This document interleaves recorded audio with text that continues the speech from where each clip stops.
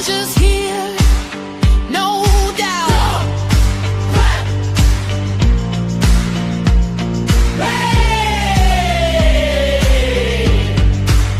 The unknown's calling. Answer the roar. Answer the roar. Answer the roar.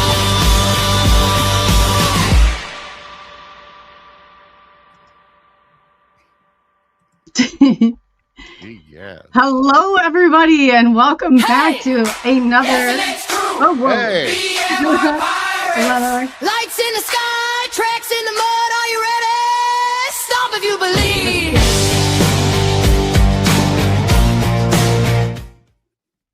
There, Rob. I just wanted to torture you with it for like 30 more Yeah, seconds. sure you did.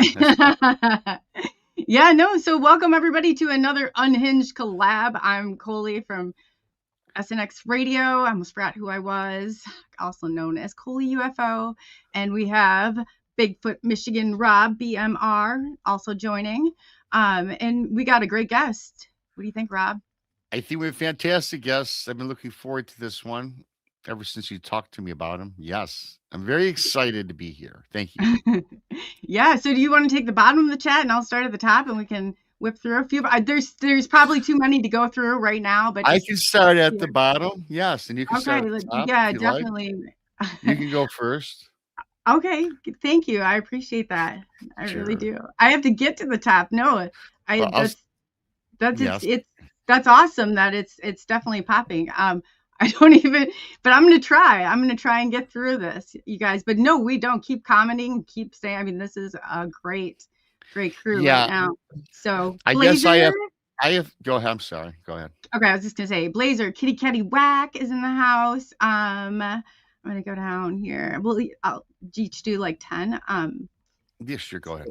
Oh, Andrew, nice to see you, Andrew. Blazer, Moon at Noon.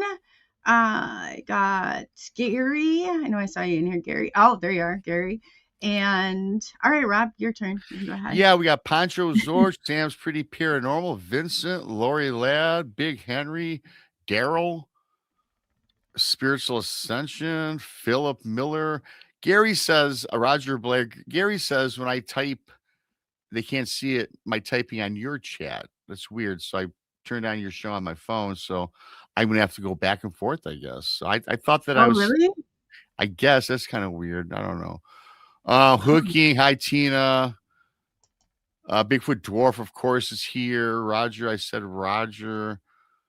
I'm slower than you. Jordan Cogburn's here. I'm just kidding, Coley, of course. I don't know. I'm running out of people here. Okay, I got Bigfoot Henry. I have Lori. Welcome, Lori. Jason Finch is in the house. Hey, Jason. Nice to see you. Vincent. And you know what? I'm Poncho. There's, you know what? If we missed you, we're totally sorry because Of course. there's a lot of people. And Benno. Hey, Benno. And Benno, it's probably Kurt. Rob's fault. Chiru. Oh, is Kurt here? Kurt W75. I think I saw Kurt earlier. And we got Chiru Sounds. We have, so we'll definitely make it up to you. But we have a great guest tonight that is no stranger to SNX Radio. Most of you do know him. He's the owner of the ECETI. If you go to ECETI.org, O-R-G, you will find James Gilliland, and he is, I mean, other than fantastic. He's an international speaker. He's one of the leading voices. I mean, as long as I remember going back, hearing James, I mean, James has been all over, but you know what? He's an author. He's done so many amazing things, and he's got some videos and stuff he's going to share. So we're just going to bring James out and let him do, I'm not good at doing short introductions. It would have taken me, but yeah, let's just bring James out. Hi, James. I wasn't going to torture everybody by doing, you know how I am. I wanted to read paragraphs off, and I was like, let's just bring James out. And everybody pretty well, if you don't know who James is, you definitely will. He's absolutely one of my top people that I go to. So Yeah, that's my least favorite thing is talking about myself. I just rather let my work speak for itself. You know, it's that's what I was saying before the show. I said, I don't care. Just say, here's James, you know, with the interview. You are so humble. You really are. There's some crazy things going on right now. I guess the president is going to disclose that aliens are real. Yes, I heard that. Yeah. And you know, what's funny is we sent our ambassador training courses with all the information, like who's who in the universe, the councils, you know, everything. We sent everything to the congressional hearing, you know, to a few key people on there. And what I notice, I always get her name mixed up. It's Luna, Patricia. Wait, Ann Luna. Is that right? I don't know. She's the one that's really coming on. We sent a lot of information to her so she could ask the right questions, and boy, she is. And I would bet that they will not address in this big announcement. Again, it's probably going to be a limited hangout, and they're not going to talk about the spiritually and technologically advanced ETs. You know, some are ancient ancestors that, you know, could end war, disease, and clean up the planet. And they've got, you know, fuelless energy, anti-counter-gravity. They've got med beds. They've got phenomenal things, you know, replicators, everything. I mean, we could take a quantum leap if they were allowed to interface with us. But I'm sure that, and I might be wrong. I'm really praying that I am wrong. But I'll bet it's back to nuts and bolts. Yeah, we've back engineered some ships, and we have some of the technology, and that's all they're going to say, and just leave everybody hanging again, like all the all the other guys do. Just, you know, but the one thing about it though is all these nuts and bolters and all these other guys are going to be out of a job now, you know, so they're going to have to up their game and start taking it to the next level, because that other level, are they real, you know, is dead. Basically, that's dead and buried, which is a good thing. And so now we can move on to, okay, who are they? Why are they here? Were they involved with us in the ancient past? And you know, are there very spiritually and technologically benevolent off-worlders out there, and inner Earth guys as well? There are whole civilizations living on Earth that we don't even know about. They've kept to themselves. Yeah, it's true. I mean, you know, we've come the farthest that we've ever gone. I mean, through all this, but it's still painfully slow, to say the least. Where do you think they're going to go with it? I just feel like if the government takes it and nobody's going to believe it. We were talking about this before, like they do. It's going to like make us all uncredible. I mean, that's the reality of it. When the government takes it and twists it and turns it and makes it their own. So yeah, I wrote that. I wrote about that in my book. I'm just doing the final editing on it. It's finally going to come out in paperback, but it covers all of that. It covers the real history of Earth, the ancient teachings of, you know, Jesus that were totally squashed, the Ethiopian Bible, all that stuff. It covers, you know, the origin of man and religion and everything. People are going to freak out when they find out the little g gods, you know, are the ones they're worshiping, and they're missing the big picture. But you know, I don't know where this is. I don't know how they can keep doing this, how they can keep running this program. It's like Einstein said, doing the same thing over and over again, expecting a different result is like a form of insanity. And I'd have to say ufology is insane right now, because they've been for 70 years. You know, and one other thing I wanted to talk about too, was funny, because when Ancient Aliens came to the ranch, I spent an hour and a half, almost 2 hours with them on film, tell them who they are, why they're here, the different cultures, the races, how they've intervened in the past, you know, in our ancient history. I gave them all the information, as well as the councils and the spiritual. It's a vibrational continuum. And so it's like a spiritual hierarchy. I gave them all that information. And when they were there at the ranch, all you see is my hand grabbing the camera. All that was gone, was taken out. So, you know, these documentaries are just all about entertainment. They have really nothing to do with real disclosure. And we've seen it over and over again. We think they're going to, we tell them exactly when and where the ships are going to appear. They appear. I did that with Peter Slattery and John Vivanco. We all did it. We all got the same information at different times, told them where to have their cameras set up, and they botched it. They missed everything. And what's really weird, they told us this is the first time we didn't have to fake it. Out of all their shows, it goes, this is first time, it's real, it's happening. We didn't have to fake it, so I don't know. It's getting old. Yeah, It's kind of old to me. You kind of mentioned, I even just think that even when they have these congressional hearings, we've seen, I've personally watched 3 over the past 5 years, and they always say that, they're going to talk about this, that, and the other as far as UFOs, aliens, all this entire genre or phenomenon, but they always retort the same thing over and over. So I've seen about what Trump was talking about. I'll just wait and see, because I bet it's just a bunch of yoo-ha for ratings for all the networks, and it's going to be the same old that we've heard before, right? Would you say that's accurate?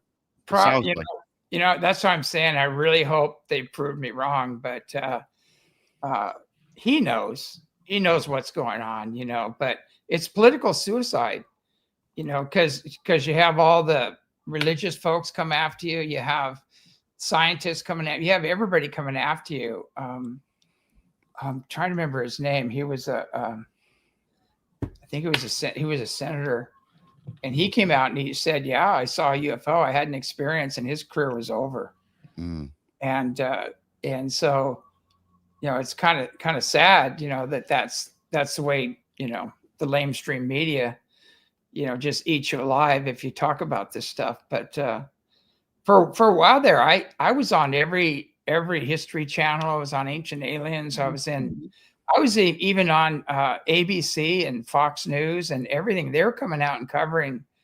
And actually, I got more support from the lamestream media than I was getting within the UFO community, which was really sad. I actually got blackballed out of the UFO community, because they're very, very competitive there. And they start slandering and gossiping you, and they have to create a reason why they can get rid of you. And it's crazy. I've never seen anything like it. But, I was around when the good old boys were there, and Robert Dean and all these other guys. I was on Art Bell, God knows how many times.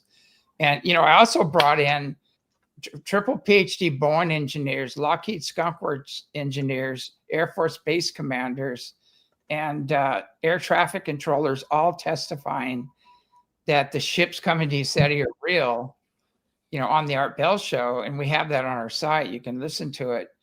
And I've been doing that since the 90s, early 90s. And we've been in operation since 86, with ECETI in Washington. So you can imagine, I was having experiences even before that, but we've been fully operational since 1986 and documenting the contacts, the ships, the different beings. We have photographs of the beings. We even have the original photograph of ET that they did the movie ET on. We have the wow. Yeah, we have a photograph of one of those beings. They're very wise. They're very ancient, and they're like the teachers of the masters. They're very, very wise. And we have humanoid feline beings, which Avatar came from. We have their photographs of them. We have all this stuff, and they've all been analyzed. They've all been, so it's just like, at what point do like, for some reason I'm a no-go, man. They do not want this information out. Yeah, well, when you get blackballed, that you're hitting a nerve somewhere. And I've got to ask you, because Coley's more versed than I am in this subject, but I want to ask you, when it comes to the off-worlders, what's your feeling? You think that, what's their intention, right? I mean, are they here to help? Are they here for our resources? Which I kind of dismiss that, because I would think with their tech, their resources far surpass ours. But I just don't know. My brain, when it comes to this entire subject, is always muddled, right? Yeah. And I swear, I bang my head and read different things, watch different podcasts or shows, and man, it's just a cluster. It's just a big cluster. So what do you think their agenda is? Yeah, it might take me a while to unfold that one, but Yeah, I'm sorry. I'm sorry for that elaborate question. No. but basically what happened is this all began way long, over 450,000 years ago. Even before that, it goes back millions of years. But the historical version is the Anunnaki, and means those who came from heaven to earth, basically. And they actually came from Lyra, and they're very tall, very large beings, very technologically advanced. They weren't as spiritually advanced as they should have been. And they were the first ones that came here that we have historical records of. And they actually tinkered with a human that was evolving here naturally and jumped up his DNA. And then, Enlil was the defeated warrior. He was a general. And Enki was the guy that was jumping up the DNA. And they gotten some turf problems, about he wanted things to continue. And Enlil wanted to end the experiment, because they needed gold for their planet, and that's all written in the tablets and everything. But, and that's the story of Noah. Basically, he told Noah, he goes, hey, they're going to flood the planet, grab whatever you can, throw it on the boat, and take off. But that wasn't, I think it was Shuda or something like that. I can't remember his exact saying of his name. His name was actually something else. But those are all ancient stories. And the second colonization program, so basically they got into turf wars, used weapons beyond your imagination. And Marduk, which was one of their warriors, he actually made a pact with the reptilians for total supremacy of the earth. And we've been under draconian law ever since. So we've been under the thumb of this draconian law since about 450,000 years ago. Now that's all coming to an end. The second attempt was the Pleiadians came, and the Lyrans were their ancient ancestors, and the Pleiadians were a peaceful group, and they came and created Atlantis and Lemuria. They created those two colonies, and unfortunately, again, they lost it. One group got into competition and power over others, and their technology was outpaced their spirituality, and so we had that mess, a big pole shift. We had the Atlanteans came in and used beam weapons and actually melted down a lot of the Lemurian cities, which are under the Gobi Desert as we speak. There's all this green glass there, and that's from that event. And the Lemurians were actually spacefaring. They're very advanced, and they brought in a nice comet and smacked Atlantis, so that Atlantis just became a big hole filled with water. And so that's another epic that we went through. And so we're the remnants of all that. We're the survivors of these major events. And so we've been colonized by the star nations, over and over again. So we are the aliens we've been looking for, basically. But there is a problem, because you have, now this is going way out there, but in the really quickly, then, would you suggest we're aliens from the future? Some are. Yeah, okay. some are. Okay. We're not, we have the ability to go forward or backward in time, bilocate. We can do all that. And we have the genes to do that. We just have to activate them. So we are multidimensional beings existing on a vibrational continuum. But we're locked into this body, and we think we're this personality, but there's much more to us. So, but going back to the other one, what happened is the earth fell, and there's a demiurge, which is the false god. And underneath the demiurge is the archons. And the archons exist, and they, with the archons, are serpent beings. They're fallen Anunnaki. There's jinn, there's reptilians, royal reptilians, Dracos, grays, negative grays, all that stuff. That's all part of that lower 4D archon energy. And that has really infiltrated almost every aspect of society. And what you're seeing is, what you're going to see is with the Epstein thing. I didn't really want to go there, but basically what's being revealed there is that we are being governed by a bunch of satanic Luciferian people with archons, doing their bidding and influencing people to do some very, very insane acts. Wait, when they get to the bottom of this Epstein thing, it's going to make people sick when they find out. Oh yeah. The rituals and everything else going on. Oh yeah. So it's all tied together. So the Palladians would be like the benevolent exactly side. Now the reptilians would be the I guess malevolent side, I guess. Yeah, malevolent. And that's the link to the perhaps the Epstein files.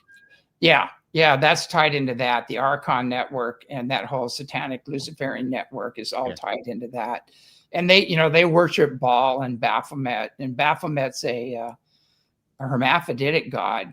And so they believe if they can create all this gender division and all these other things, that people will be a better vessel for their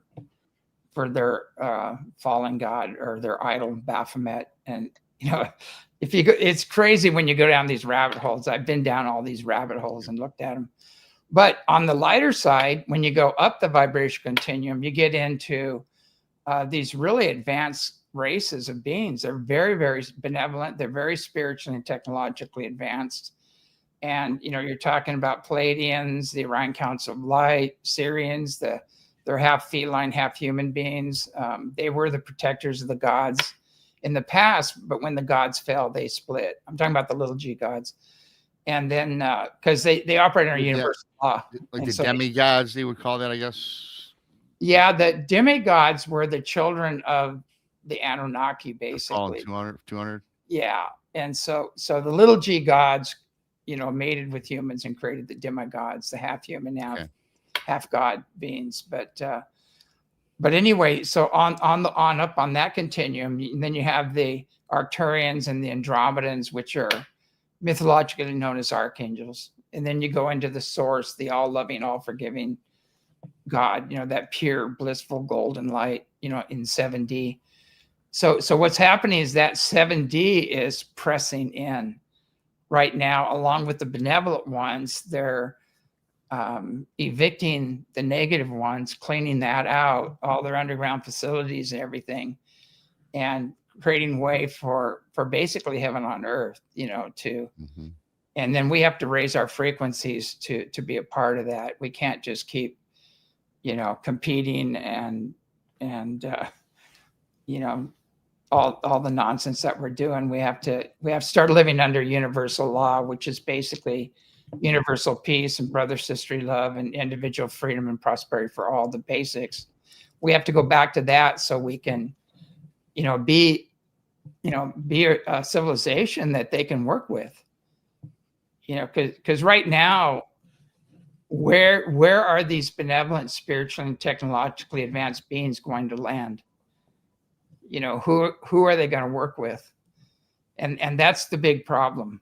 And so very few have the moral and integrity, the morality and integrity to work with these beings. And I mean, you'll find a lot of lamas and yogis and people on a very spiritual path, even just farmers, that are close to the land. Though they're all ripe for contact, people like that are ripe for contact. But, the people that are caught up in their own self-importance, they're self-serving opportunists, and those groups, they haven't risen to the occasion. So they're going to kind of, experience a major acceleration of their karma. You would say that some of these benevolent beings then are probably in contact with some of us earthlings then? You believe in that? We've had contact for 40 years. Demonstrated. Well, I know it sounds kind of like a dumb question, but I just have to ask it because I like to hear. No, that's fair enough. But James, do you want to explain what you do, James? James is very talented when it comes to this. And I think too, like a big part of it is understanding too the grays and separating that they're not all good. They're not here. They're not all good. They're not here with good intentions. But yeah, I'll let you take it from there. Yeah, we have a saying: just because you're dead doesn't mean you're enlightened, and just because you're an ET doesn't mean you're benevolent.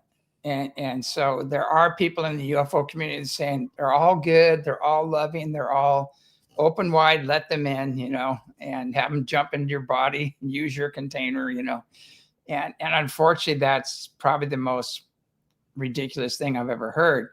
And then there's another group that's saying they're all bad, they're all evil, they're demons, they're negative, they're, and so as in the universe, there's good, there's bad, there's good and evil, there's a gray area in between.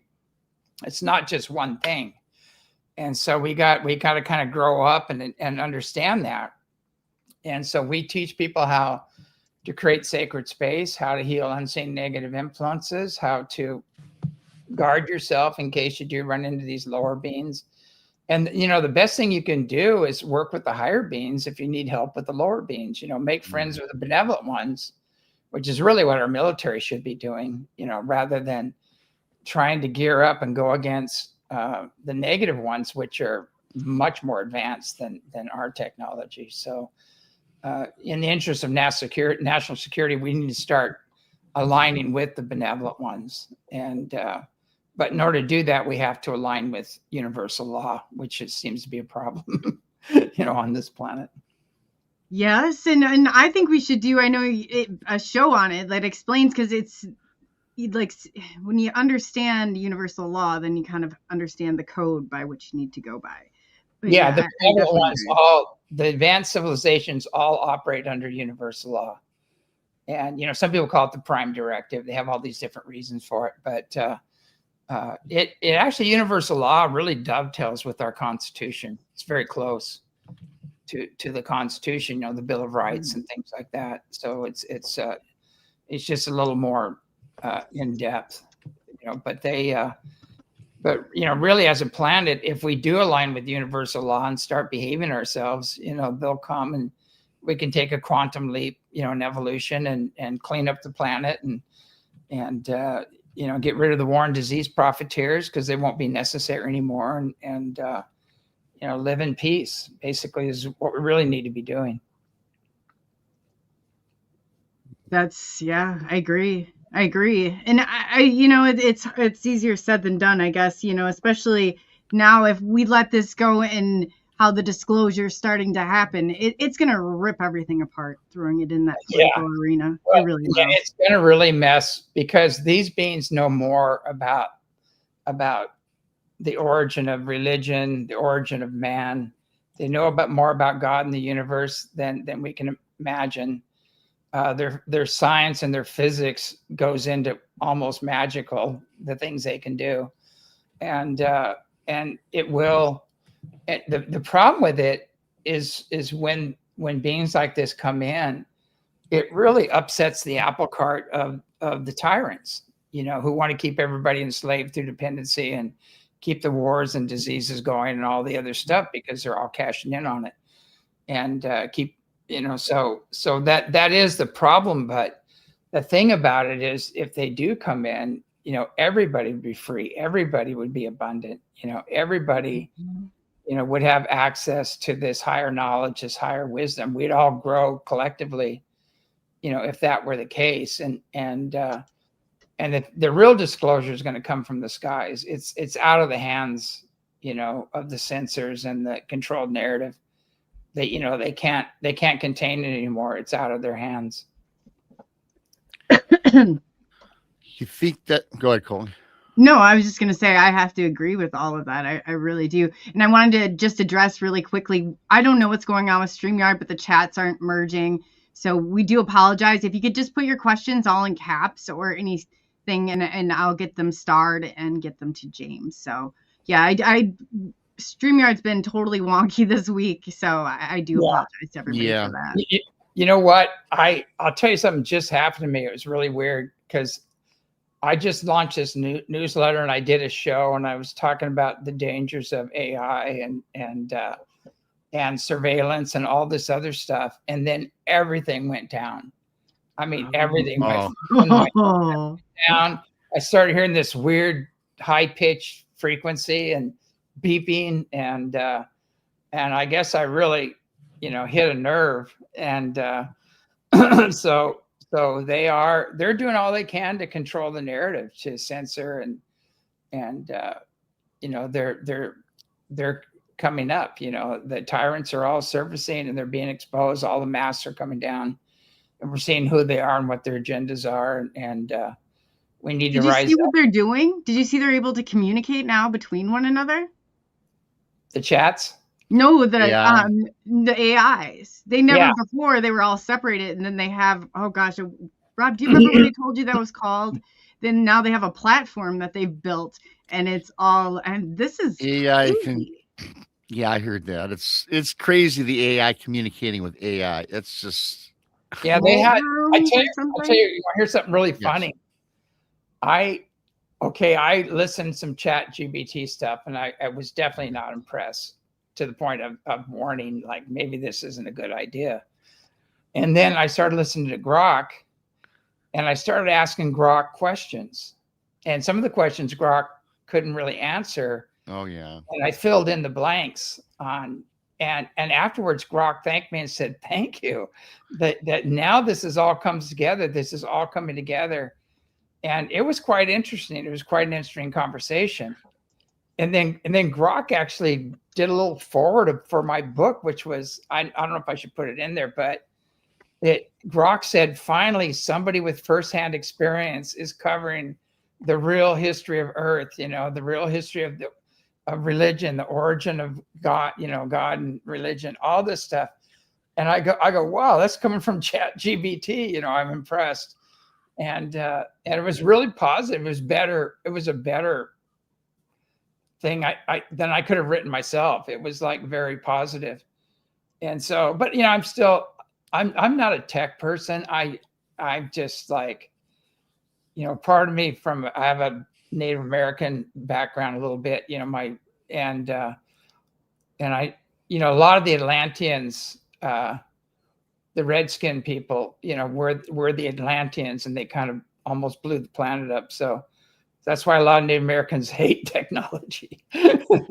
And people don't realize that, because they know what it can do and what can happen. But some are okay with it, but I've just never, I'm always looking for like a 15-year-old to fix my phone. Oh, yes. Or fix my computer. They go in seconds, they go bam, bam, bam, and it would take me like 3 days to figure out what happened. That's so true. I hear you. When I went back to, I had always used a Samsung. I used the other platform, the Android platform. Yeah. So somebody talked me into getting the Apple phone. Well, I could not figure it out for days, and I took it to my niece, and my niece was a wizard. Oh, Uncle Rob, blah, blah, blah, and showed me how to do it. But I still couldn't get a hold of it, so I turned it back in for another Android. But so, yeah, it's me and technology. I'm learning. But I did want to, I like your comment on that, because I was experimenting with Chat GPT for certain things, right? And I'm wondering, what's this all about? So, there's some cool things associated with it. But I said, well, I have to put it to the test, because one thing that I do know, the history of the Detroit Lions, the football team. So I was asking some softball questions, and it responded well. Then I gave it some more difficult questions, and it would give me answers that, no, just didn't add up. So there's a lot of kinks in that, right? And I think a lot of times with these AI programs, it's just a derived narrative, if you will. Yeah, I was watching this one clip from the Joe Rogan show, and this guy came on the show, and he started asking these questions on the air. Yeah. And it was really good. And he set the parameters, and he said, okay, I'm going to ask you some questions, answer yes or no. And if you're being influenced not to answer the question, or then say Apple, and so he set the parameters, and he started asking these questions. And when he got through, you went, oh my God, he's saying, are you watching us? Yes. Who's watching us? And at the end, they got down to, well, who's in control? And it says, read this certain passage in the Bible. And it turned out to be the serpents, the serpent beings, so, which is the archons, basically. So it's kind of, and I don't think it wasn't Grok, it was another one, but I don't know. I think some of these AIs can be a tool. You know, if I can't remember a name of somebody or an event, you know, I can ask about it and bam, it's right there. I think that's great. But I think it's scary when, you know, pretty soon people just won't be using their brain anymore. They'll just hook a link into their brain and have the computer communicate. I think they are already with Neuralink. Yeah. It's just like it's happening. It's almost unfortunate to say this word. It's almost like a dehumanization, right? Well, it really is. It really is. The goals of the global elite basically are to demoralize, you know, crash the economy, keep everybody sick, poor, and stupid. Yeah.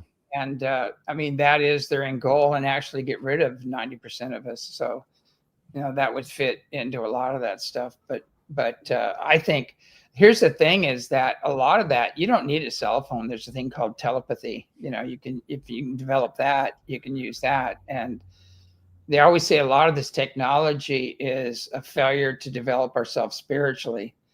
And that is kicking on with a lot of people. The new energies come in are kicking on people's telepathic abilities and direct knowing and inner sensitivity. So those are kicking on. But I know you can ascend with technology. If you've got all these gears in your head and body and things like that, you can't take that with you. You can't ascend. So if you want to go into the higher dimensions, you're going to have to leave the technology behind. Do we all have the ability? Do we all have the ability to communicate telepathically?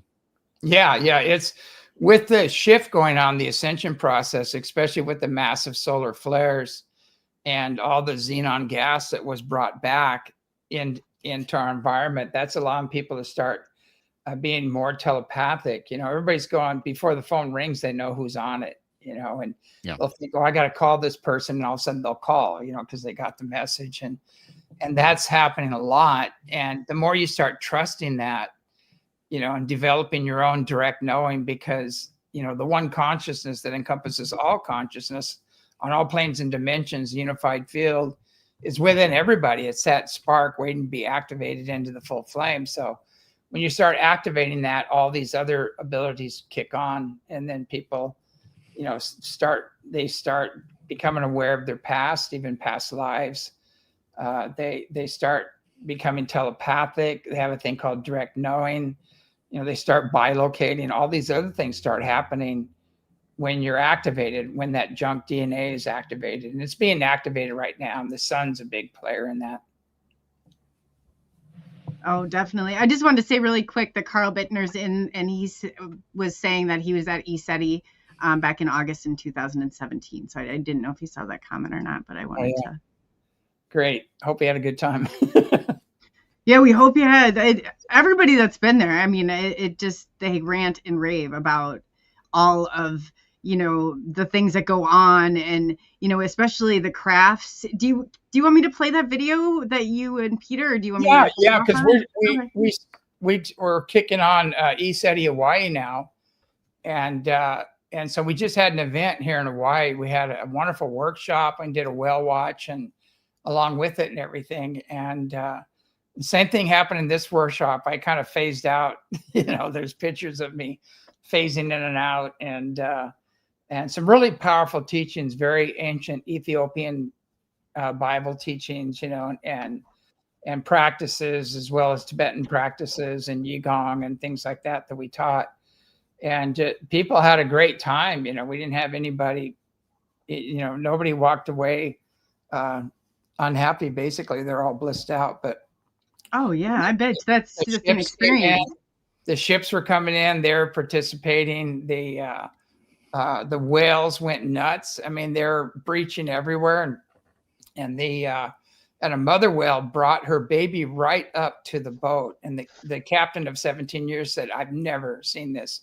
This has never happened before." And I said, "Look," and right before that, I was just telling him how that happened to me in Maui. We're on the Big Island now, but that same thing happened in Maui. And he's looking at me sideways going, "Yeah, right." And then like 5 minutes later, it happens. And so it was kind of funny watching it. But the animals, you know, the whales, the dolphins, horses, they all recognize you. The dogs, you know, when you reach a certain level of consciousness, they all kind of recognize that. Absolutely. And I'm going to get the whale one up here. But do you want me to play the one with you and Peter Maxwell Slattery? Yeah. Yeah. We'll show the group. Okay. It's very cool. And then you get to see the craft too.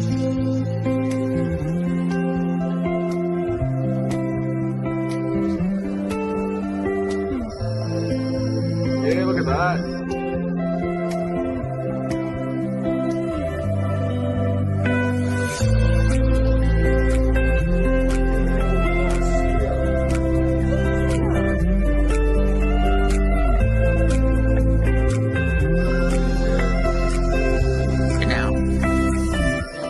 Something different.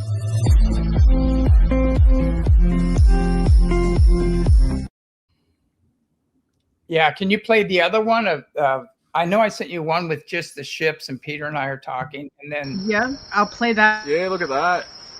I got the one. Where's the other one? Am I seeing a different one? No, you might be, because I'm on 2 here. There's one going to Orion. Where's the other two? Oh, yeah, I see him. Yeah, one's still powered up. Oh, there's another one moving around it, man. That's the one that you were on, I think. Yeah. Yeah. How crazy is that? Yeah, we had beautiful pink ships. We had like turquoise ships, blue ones, kind of purple ships. We had like every color coming over the ranch. And actually, I just sent 410 videos of UFOs to my webmaster. He's going to be working on that for a while.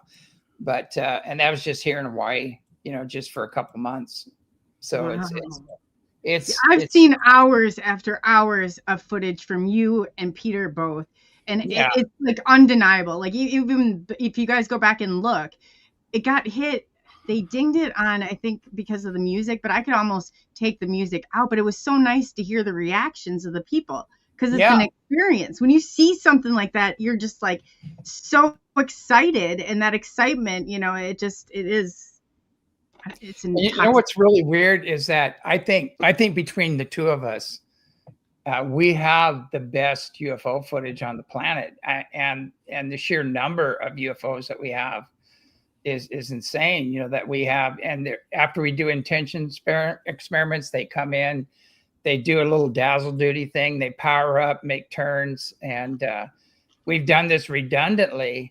And Peter's got great, you know, videos of ships, physical ships flying right overhead, and we also have, you know, the black helicopters messing with us and other stuff going on. But you know, it's amazing that the UFO community is just, we're like taboo. You know, we have been blackballed from major events and things, and I've never seen anything like it. And a lot of it's because we take a spiritual approach to it and say, you have to rise to the occasion. It's beyond nuts and bolts and back engineering. You know, it's way beyond that.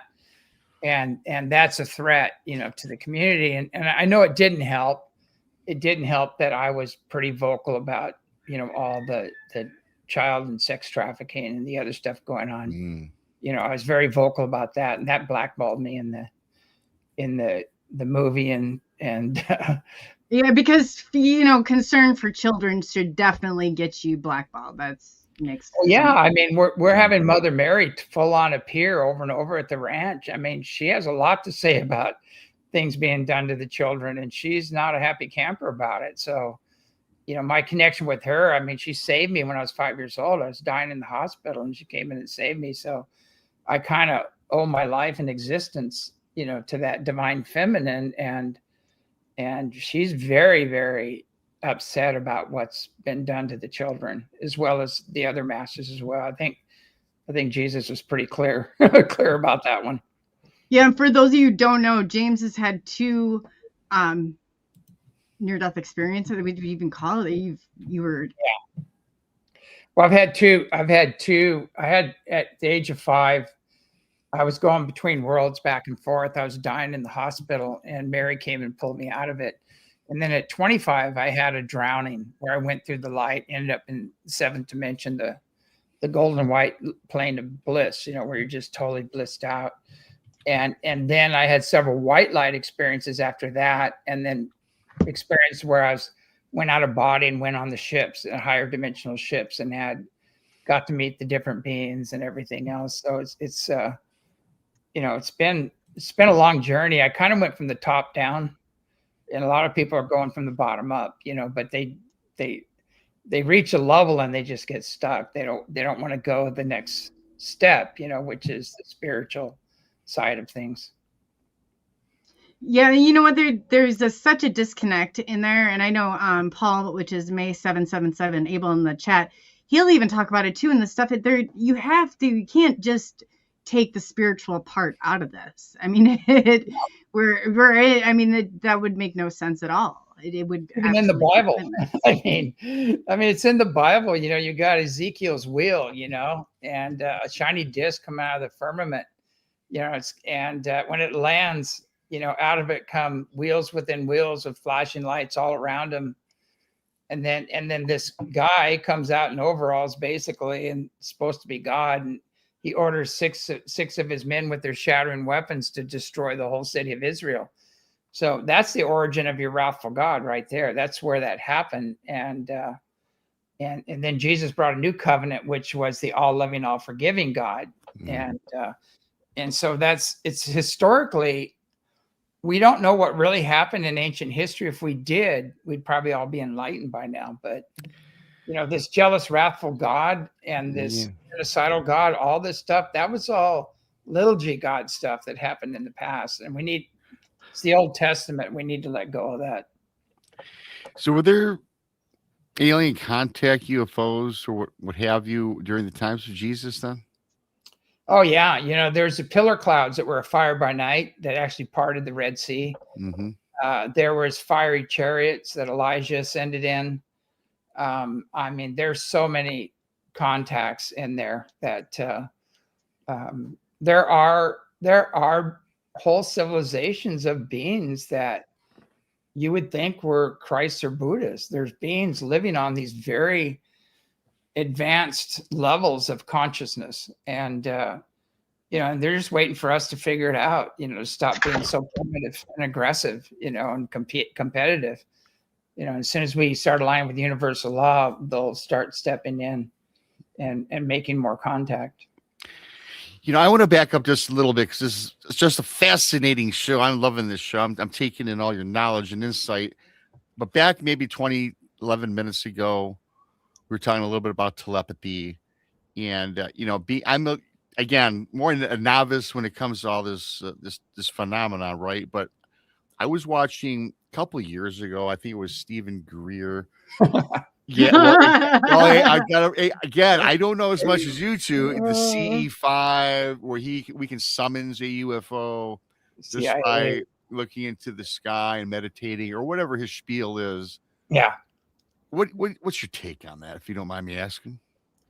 Well, basically, if you have the ability to use psionics to take over the mind of an alien in a ship and make them land, you're dealing with a very low-level contact. Oh. And if you tried that on a fifth dimensional being or a higher dimensional being, they'd just laugh at you. Okay. They would say, "Yeah, right." Actually, there's a thing that where he doesn't recognize the fact that there are unseen negative influences, and not all the ETs are benevolent. And so there are people that get hooked up with these low-level ones and come to us for counseling to get unhooked. And it really messes up their lives. And so, there's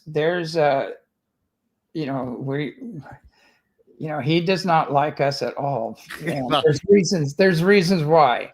Because I know who he is and I know what he's connected to and what he's doing. But I'll just leave it.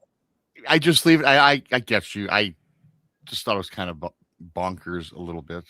But then again, I never thought that telepathy was something, but until I experienced it, and some of my other people in the Bigfoot world have as well. Oh, yeah. There's no reason for me not to believe that we can. I mean, I can sense things. We all can. I've predicted certain things, and people who follow me know that. But I think it's up to the person to what's the word I'm looking for? It's up to the person to really recognize Use it and discernment. practice it. Use discernment. Rise, Great yeah, word, rise to Coley. the occasion. Yes. And we teach that. We in the self-mastery classes, we teach all that and teach Okay. people how to create sacred space, again, how to heal unseen negative influences, to make sure who you're working with, Mm-hmm. Sense and feel their intentions, what they're about.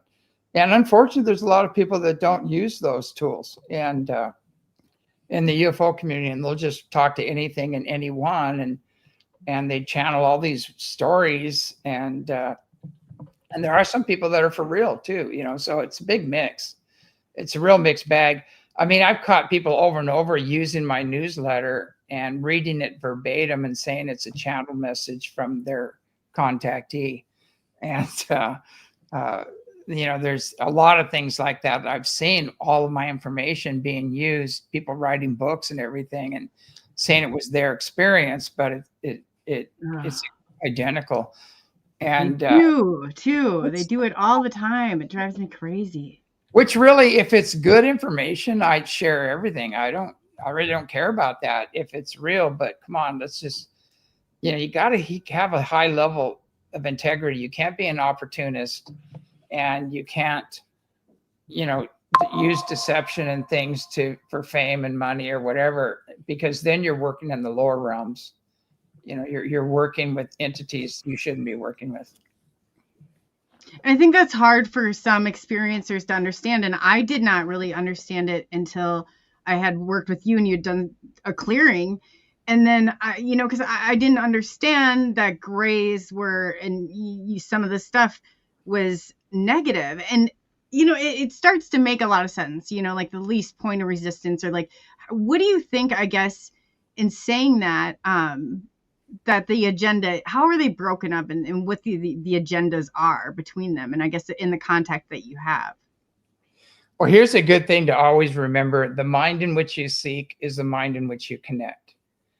And so if you have a higher frequency and you're working with universal law and you have a high level of integrity, most likely you're going to be working with these benevolent beings, in these higher dimensional beings. Now, if you have lower intentions, you just in it for the fame and the money, and you don't care how you get that money, and you're going to use a facade, that you're putting out, and all this other stuff to climb. And if you're climbing on the backs of others, which there's a lot of that in the UFO community, a lot of competition and slang. Of course. It's unbelievable. I mean, I didn't want to go there, but I can name all the things that were said about me that were impossible, basically. And everything from I'm a pedo to I run a Russian bestiality ring to I can go on and on. With a cult leader. I mean, they make up all sorts of crazy stuff about it. I have just two kids with somebody else, and and everything from I'm a womanizer to I'm gay and to I'm just a normal heterosexual male. I don't think I should have to apologize for that. It's like, oh no, I would hope not. Yeah, but now you would think not, but in this community, like, well, yeah, I've heard. Well, there's a war on the masculine, and as I said before, these global elite guys have declared war on the masculine, because the masculine is going to protect their family, it's going to protect the country and things like that. So they've done everything to demonize them and create divisions, between the genders and everything else. That's part of their confusion program and demoralization programs that they run. And I know people get offended when I say that, but I'm not judging anybody. I'm just telling you what they're doing. And it's all clear. They wrote it. It's in their handbooks and everything else. So we need to be aware of that. But I've been dealing with that a little bit here on Hawaii, with some people we got involved with that weren't what they professed to be. And there was a lot of self-service going on and other things. And we had to break away from them, but it really put us back, it set us back. But, I gained the wisdom from that one, and I'm moving on. and going to continue to build ECETI, but it did financially really set us back. But anyway, it's sad because there are so many posers out there. There's so many shills. There's so many people that are morally and integrity corrupt. You know, it's amazing. And they always point the finger at you and accuse you of what they themselves are doing. Yes. You know, If you're authentic, you are evil. You know, they are going to try to take you down. You always know what's going on or what they're doing, because that's exactly what they do, is they point that finger and they blame Exactly. and they project it all onto you. Oh, yes. That's a game. yes, and it's also terrible because let's say in the UFO community and even in the cryptid community, like you raise a great point, all the backstabbing and a lot of people are just grifters, I guess would be the perfect word for a lot of these folks. Yeah. And it makes it bad, and it puts a bad taste in the mouth of actual researchers, actual people that seek the truth, and they just want to have on legitimate people and not get ratings and get likes. And it really sets this every time we take 3 steps forward, you go backward. You know, I was telling Coley and some of my people that I work with, if I got like the Bigfoot footage, if I was out there and I captured a Bigfoot and it was legitimate, and I know in my heart of heart what I saw, I probably, not for selfish reasons, but I probably wouldn't even post it. I'd probably sit on it for a long time. Well, they'd Just come after because you. they will come they- after you. They would Yeah. come after you. And that's sad because I know a lot of folks got great UFO footage, Bigfoot footage that they sit on it because of ridicule and condemnation. Now, if you're in the public eye, like a lot of us are, then I can see why. But an average Joe, they get ripped all to hell as well as us. So it's Oh, terrible. yeah. Yeah, it is sad. It is sad. And to me, see, I was kind of naive when I went into the UFO community. I go, you know what? I go, these guys are going to love this. I mean, we're having full-blown contact. Mm. We know who they are, why they're here, what they look like, their cultures. You know, we're having all this incredible experience, you know, and we have the videos, the footage, the witnesses. We got everything. They're going to love this, you know. And I go in there and boy, I was chewed up, spit out, told never to come back again. And I got, you know, one event promoter said, I don't know what it is about you. They either really love you or they hate you. And I go, hate? I go, what? Why would they hate me? I don't understand. I mean, I'm sharing this information with everybody. They can all even use the footage, the videos and everything. Just keep the message high, you know, and unbelievable. But, you know, there is, like I said, there's just a lot of competition, a lot of backstabbing. You know, there's planned opposition in there. There's shills, and that's their job, you know, to control the narrative and really get rid of anybody that's authentic. They don't want your message out. No, they don't. No, they do not. That's very true. We had a couple questions I wanted to ask you really quickly before we got too far in. Sorry, I have to go to the started one. People want to know if you've seen Bigfoot. Yeah. I lost track how many times, but we actually feed Bigfoot at the property, and we put jars of peanut butter out. It has to be organic, and apples too. If the apples aren't organic, they will eat the organic ones and leave the ones that aren't. I guess they can smell or they can sense that, you know, it's not any good, the coatings or whatever on the apples. But they would actually take the peanut butter, take the lid off, scoop it out, eat it, put the lid back on, and put it on the post. And so show me an animal that would do that, you know. And we don't have any bums roaming around out there because we're out in the middle of nowhere. So a raccoon maybe might get the lid off, but they're not going to put the lid back on and put it back on the post. So obviously, you know, something's going on. We have the tracks. We have I've got some photos, but I mean, I haven't put them out. I feel like in a way we need to protect them and not, I mean, I know where they live. I know their area where you could go up and hang out with them and stuff, but I don't want to make it public because, you know, people are going to go up there and for their one shot at fame, you know, and some are going to take guns and some are, it's just, you know, it's not fair to them. I mean, they're being already pushed off their land and crowded, you know, into certain areas. So it's like, it's not fair to them, but we have massive tracks. I mean, I think I showed you a photo of one of the tracks, and they're enormous. I mean, if you have a size 11 shoe, they're 3 times as big. And, you know, it's one friend of mine was tracking one, and he started tracking it, and the hair started standing up on the back of his head, and he's going, oh, and he started thinking about it. He goes, God, what happens if I find it? You know, this thing is huge, you know, and he turned around, which I think was a smart move, basically. But they're really curious. If you have a flute or something like that, they're very curious about the energy at the ranch and the people. They've showed themselves to so many people at the ranch. We have their testimonies, and oh God, what's that guy? He was in Peter O'Toole. His son was there, and Larkin O'Toole, and he was with another woman. He got close up in person with one, and talked about it, you know, on the air. But they are, you know, if you go out there with weird intentions and your consciousness isn't right, you know, you're probably going to get freaked out by them.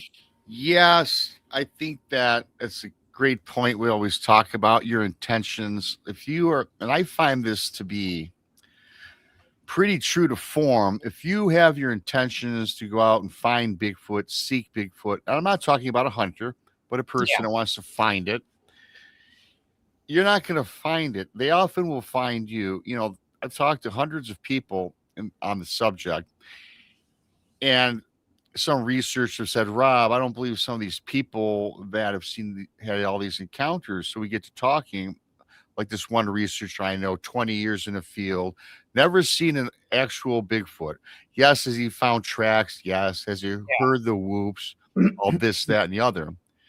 Because I can't figure out why I've never seen one, but the average Tom, Dick, or Harry can.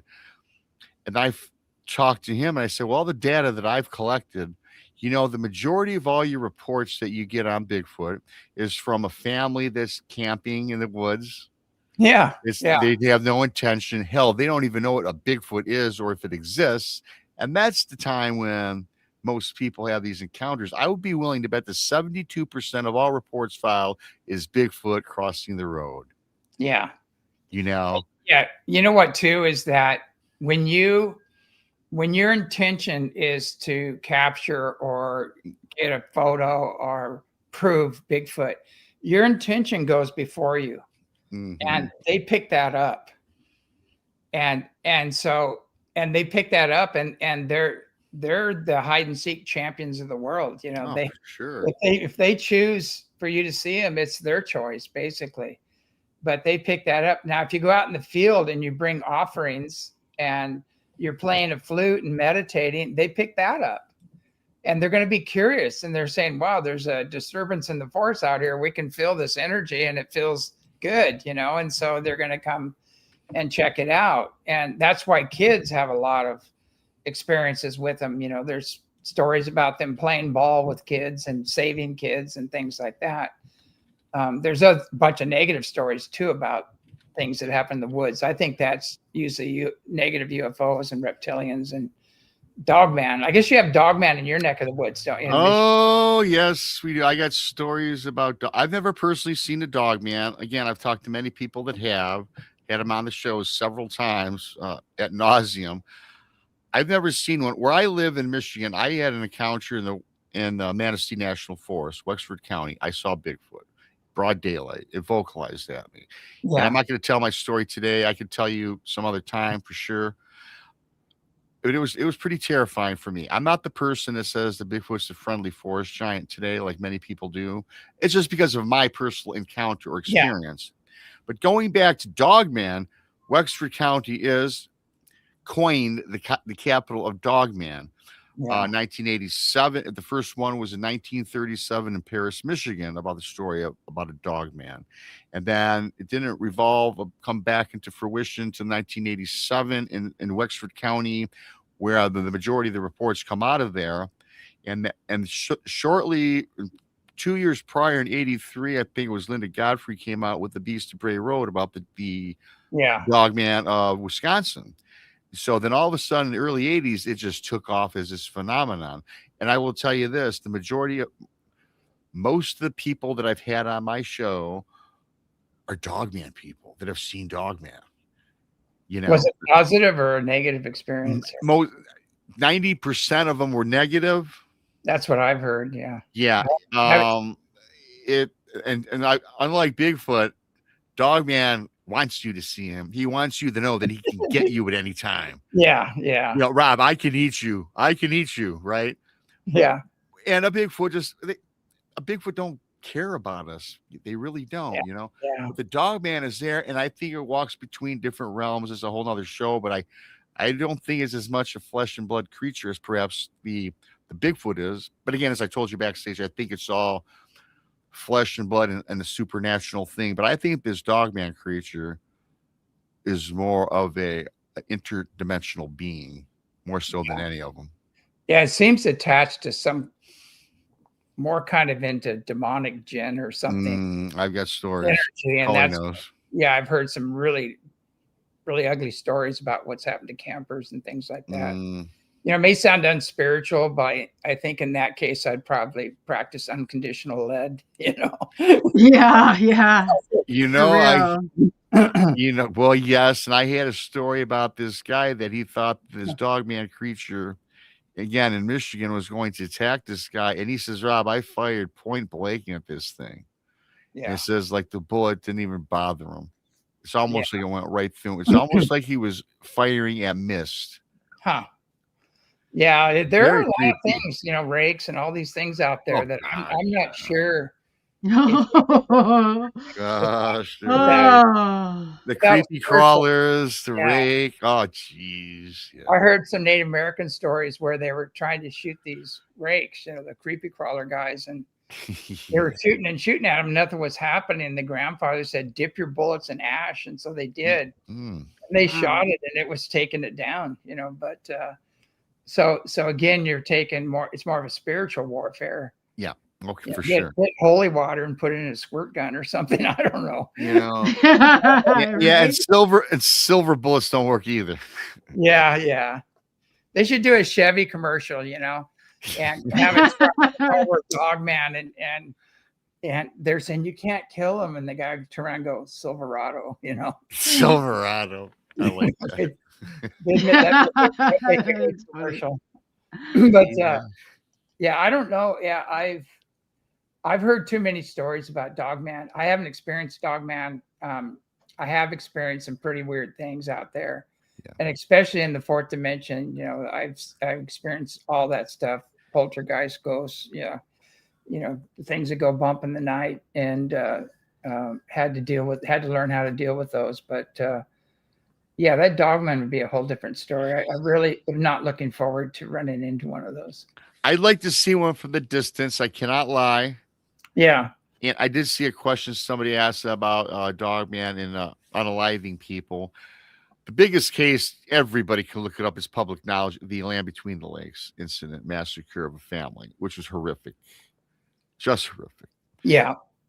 Yeah, I think I saw an episode on that. I was just, but, you know, there's things, you know, I used to do a lot of sweat lodges and ceremonies with different nations, you know, Native American nations, and you got to respect tradition and the stories and things like that, because a lot of them are firsthand knowledge. You know, it's not, and with any culture, you know, when you get into their stories and their legends and their folklore and even their spiritual practices, you know, they'll warn you about certain things, and hopefully they'll teach you how to deal with them too at the same time. I spoke with certain First Nations folks. They talked to me about Bigfoot is the protector of the land, but some, very rare, say that the Dogman is the gatekeeper of the crypt or the grave. Yeah, I wouldn't be surprised. Too. That's interesting. I know with Bigfoot, there are certain areas where there are some very large males, and I actually went into one of those areas, and I had experience where it was stomping and breaking branches, and psychically sending me this energy that was just all the hair and my arms and neck was standing up. And I go, I get it. I get it. This is your territory. Sorry. I apologize. And I kind of meditated and I was sending it telepathic message. And then I went back to the camp and I got a bunch of apples and bananas and I canoed back over to the spot saying prayers the whole time. And then I set them on a rock where I wanted to see, if it would come out. And I said, my apologies, here, this is an offering. Mm-hmm. And I'm going back, and my friend I was with, she was looking back, and I said, keep an eye out, and all of a sudden we heard some splashing, never saw it. And the bananas were gone and the apples were all gone. But we never saw the Bigfoot, but it did grab the bananas and the apples. So it's kind of a pretty stealthy. I mean, a lot of in our backyard there, Skamania County, they have some of the most Bigfoot research going on with scientists and psychologists and all these guys, and Bigfoot's outsmarted them every time and went and, stole the cucumbers and apples and whatever they put out and didn't leave. They never got a picture of it. They don't know how it did it, how it got the fruit without flipping the cameras, so. It's very interesting. I get those stories all the time. I got a story from a guy when I was in Missouri. I was at a conference. A guy that knew me follows me and so on. He says, man, I got to tell you about this crazy dog man story. I said, oh, no, what happened? He goes, no, it's not like that, but it was weird because he was on his family's old apple orchard. And he says he was out there. It was just the sun was just about to rise. And he looks out maybe 100 yards out and he sees this giant wolf on all fours and it's walking from the wood line into the apple orchard. And he says, man, he calls his mom or his brother, whoever it was. He says, you got to see this huge wolf in our pasture, in the apple pasture. And they're coming and they're watching. Oh, my God, that's humongous. So they run and find binoculars, somebody did or whatever. But as it turned out, James, they didn't even need the binoculars because he goes, Rob, all of a sudden, he's telling me it's face-to-face. And I love the face-to-face in-person stories from people because I can read them like a book, right? Yeah. And he says, Rob, I kid you not, this thing got up on two legs, looked at me, and I seen it had the head of a wolf. And it started walking underneath my tree. And he says the closest branch was maybe 7 feet up in the air. He takes his long arm. He says, Rob, not only was it an arm, and not only did he have claws on the end, but he had hands. Yeah. And he just started picking the apples. Yeah. And then he got on all fours and ran back into the woods. Huh. Yeah, we have the same thing happen with Bigfoot on our property. It'll sense, there's certain people that just have this connection they don't know about, Right. and it'll come and mess with them. And, there's a couple brothers out there that were twins and they wanted to see this Bigfoot so bad. And then he showed up and walked right up to them and they started just bawling and crying. The exchange was so intense, and combination of probably fear, and they said the energy was overwhelming when that happened. And then earlier they kept setting off all the car alarms. And we go, what are you doing? We kept going, who's doing this? What's going on? And they'd push the cars, and they'd leave handprints on the cars, but you wouldn't see them. And then so I started meditating and I hear this voice in my head. They do that thought speak and they go, can we have some apples? Like this. I go, yeah, you were here first, help yourself, like this. And then the car alarms didn't go off anymore, but they were doing that to get our attention. And they're very respectful. They're very respectful. And they were asking, and I said, take all you need, help yourself. And so there is kind of a relationship there that we've established with them. But, just for the record, I'm really hoping no Bigfoot hunters, I mean, they won't get anywhere with them anyway. But, if you're coming out there with your ego, you're not going to get anything, or probably not even going to see anything. I got to tell you, I don't think we've heard stories about black operations or operatives, right? Well, first of all, I'll retract just a little bit because I probably believe that our government or somebody has captured and killed a Bigfoot and probably has it somewhere, right? Yeah. I think that's probably gone on. But I also believe that the average hunter, I don't care if you've been hunting for 30 years, I don't think they can kill one. If they did, it'd be by chance, or it might be a juvenile that's just learning the ropes of the ways of the Yeah. forest, right?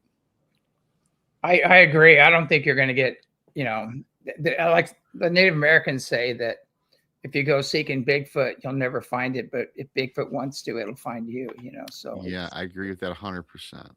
same thing with the ETs. You know, if you're unconscious, you know, there's no reason, there's no purposeful good in contacting you, because what are you going to, what are you going to do? You know, you're going to go try to make a buck off it, or you're going to, Yeah, so it can't let's work get- with you. yeah, so it's interesting then, because I've talked to several people that claim that they've been abducted by an alien, or mostly it's the alien gray, and they've been on a craft while they were sleeping. They had these wild, vivid dreams. I get very vivid dreams myself, like I'm actually there. Again, a story for another time about the stuff Yeah. I've witnessed and experienced. But so, do you believe in that take then? Do you think human beings are getting abducted by and being inseminated, and as women, especially hosts for hybrid children? Yeah, that's been going on for a long time. And with the Greys, problem with the Greys is a lot of them bred emotions out of the race. And so they have no emotions. And the problem is with this shift coming up is that they will not be able to make the shift, because you have to have emotions of love and joy and bliss to move into the next level. And so they did, and actually they're dying. Their bodies are atrophying, and they're really messed up. So they're creating hybrids and things, you know, as a container that everybody talks about, so they can somehow preserve themselves. And so there are hybrids, you know, there's some really nasty hybrids too out there. There's some reptilian gray hybrids. You really want to avoid those. They're tall grays, and some other ones, but there is a lot of that. But now with the benevolent ones here, and they've really made their presence known, that's kind of coming to an end. That's phasing out. We do have a question. And people who don't realize your background, James is part Native American, and you do have a lot of ties to that, and to also the Irish descent side as well. But you believe, I guess, in Paul would like to know, Maybell 777, do you believe in vampires?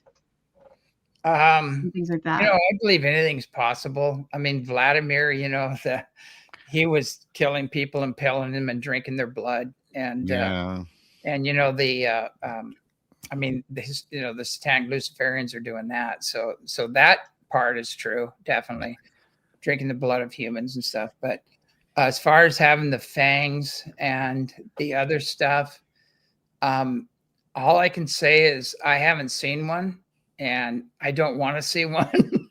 And you know, it's like I think with the beings that I work with, if there is something like that, it's not going to come around. But it's a possibility. Almost all of our ancient lore has some basis in fact, or historical basis. And you know, even dragons and things like that. I mean, there's supposed to be a dragon that lives up by me in this bottomless lake that people have experienced. Has come out several times. And you know, they're saying that the ancients saying there's a dragon that lives in the mountain in Mount Adams. And so there are, in 4D, everything goes. In 4D, everything's going on, especially the lower 4D. That's where all the things that go bump in the night come from. But if you get in the mid 4D, everybody's just kind of on the wheel and reincarnated. And then the higher 4D, you have teachers and elders and things like that. But the problem is they haven't pierced the psychic barrier and gone to the next level, because they have some belief in separation and division, either their cultural belief or something that is blocking them from taking the next step. And, you know, seeing the creator and everything and everyone, they still kind of think they're the chosen ones, or their culture. They're really just, they're kind of set back by their culture in a way. But you have to transcend all cultural and all spiritual, religious beliefs, everything, to get into the higher levels. You know, you have to go beyond that, and all the division games and everything else. And then you get into unity consciousness and you see, the creator within all creation, the unified field. And we all exist within this unified field, that just the higher dimensional beings use more of it than we do. That's the only difference. They have access to more of it and use more of it. When you talk about vampires and things like that, well, first of all, I think that I'm not going to say that they are the undead. Yeah. You go back to Bram Stoker, right? And all those. Yeah. I love vampire movies. I've watched a million of them. But I do think a lot of these things are associated with dark and black magic. Yeah. People are cursed, right? Where they are actual vampire. Not like the one that sleeps in a coffin. But maybe drink your blood or maybe wreak havoc on human life. Well, there's energy. There's energy vampires. Yes. There's a lot of vampires out there that my buddy's an energy vampire. He drains me. Well, I'm not going to talk about that. But go ahead. Yeah. No, I mean, that's definitely. I mean, you'll be feeling fine, and all somebody walks in the room, and all of a sudden your energy just goes. I know the feeling. Chaos starts happening, and you go, "Okay, I was fine before this guy came in." So what's going on? Every time the guy calls me, I'm drained before I answer the phone. I don't answer. I block the guy. I blocked them. Yeah, they connect with you before you even see them usually, and they start pulling on your energy. Yeah. Hey, what's your take on the shapeshifters? The like skinwalkers or skinwalker could be out Skinwalker Ranch, or the person that can shift from turn into an animal. Could be a wolf, a bear, whatever. I'll tell you something, and people are gonna have a hard time with this, but the human genome, basically, we have the DNA of every animal within us. I heard that. And I have to. Yeah. And so, we're just choosing to express, but we are this giant biological zoo. We're a walking zoo. And I've shapeshifted into a lion a couple times, right on a tape. A person was doing cranial sacral therapy on me. And all of a sudden I just shapeshifted into like a lion being, and it freaked her out at first, and she didn't know what to do. And then she goes, "Oh, I better," she goes, "I'll just stick with it." And then I went back, but I have photographs of actually a tiger. Like a lot of yogis sit on tiger skins because they want to pick up the energy of the tiger. And they'll actually on another level, that energy will be all around them. That looks like they'll shapeshift into another animal or things like that. I mean, I've worked with biophysicists and people that are several PhDs and things, and they can verify all this, but it's whatever you set your mind to, you can create. If you focus on it long enough and you believe in it, you can create. And a lot of these black magic rituals, that's what they do. They practice turning into a dog, or turning into a wolf, or turning into and some of them can do it. It usually doesn't work out very well, in the end, but it's not where you want to hang out, or not what you want to do. But I had a friend that used to have a coyote skin, and used to put it on all the time and try to merge with the coyote, and I said, what if you get stuck? And you're going to be digging in trash cans the rest of your life being hunted, Yeah, for real. Oh, man. Anyway, I don't know if that's a good idea. Well, maybe not. I believe that. I believe what you just said, because it does, whether it's a shape shifting, or I was on this big kick. I wanted to learn how to astral project. So I was self-teaching myself. And I read a couple books, and I was late at night. I would practice this meditation. It was on YouTube. And after about 2 or 3 weeks in, I said, "Oh, this is baloney." And I called a buddy of mine, gave me some other tips. And one night I didn't even want to practice, leaving my body and projecting. So a lot of people have heard this story, but I'd like you to hear it. I was sitting in this recliner, and I was watching TV. It was full as day, and all of a sudden I felt something weird happen to me. and I was crawling down. I got out of my recliner and I'm crawling on all fours down the hallway. I'm like, Rob, what the hell are you doing? And I felt so odd. And I crawled maybe 8, 9, 10 feet. And then all of a sudden I looked back over my shoulder and guess who was sitting in the chair? You, It yeah. was me. I had Yeah. the same thing happen. It freaked me out. And I Oh wish I God, had yeah. Then I seen- woke up screaming in my chair, but I'm sorry, go ahead. Yeah.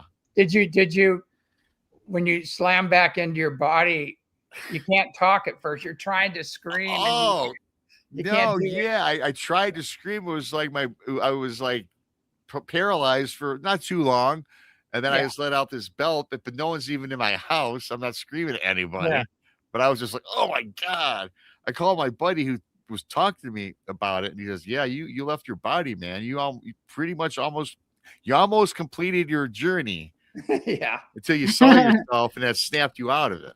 I had the same thing happening when I was a kid. I was having all these things happen, and I would have masters appearing to me and off-worlders, and I had some nasty stuff appear at the same time. And I didn't have a teacher, that could help me understand what was going on. It was really freaking me out. But luckily, the connection I made with Mary at 5 years old would kick in, and other beings that I was working with, they would show up, and it would end it, it would end the story. But can you imagine if you're from a little kid on, like in some Tibetan center, you're actually taught all this stuff, and this is what happens, and this is what happens when you go out of your body and don't freak out, and you learn all these abilities and Yes. how to levitate, how to manifest things out of thin air and all that stuff. That potential is there, but it's not supported and not taught to us.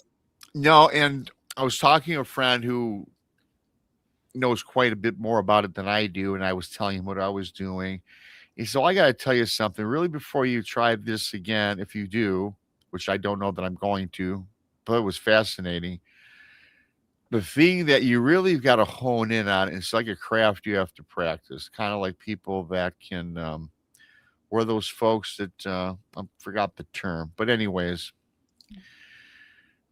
because if you leave your body and you're out, project yourself into the universe, you might not even come back, from my understanding, or you might be picked up by something you don't want to be picked up by in your travels. Exactly. So that's kind of scary, right? That's why you need to learn how to heal unseen negative influences. Okay. And in the old days, they say a watch angel. You want a watch angel to be there to oversee things that they go right. That's the old terminology for it, or an ascended master or something.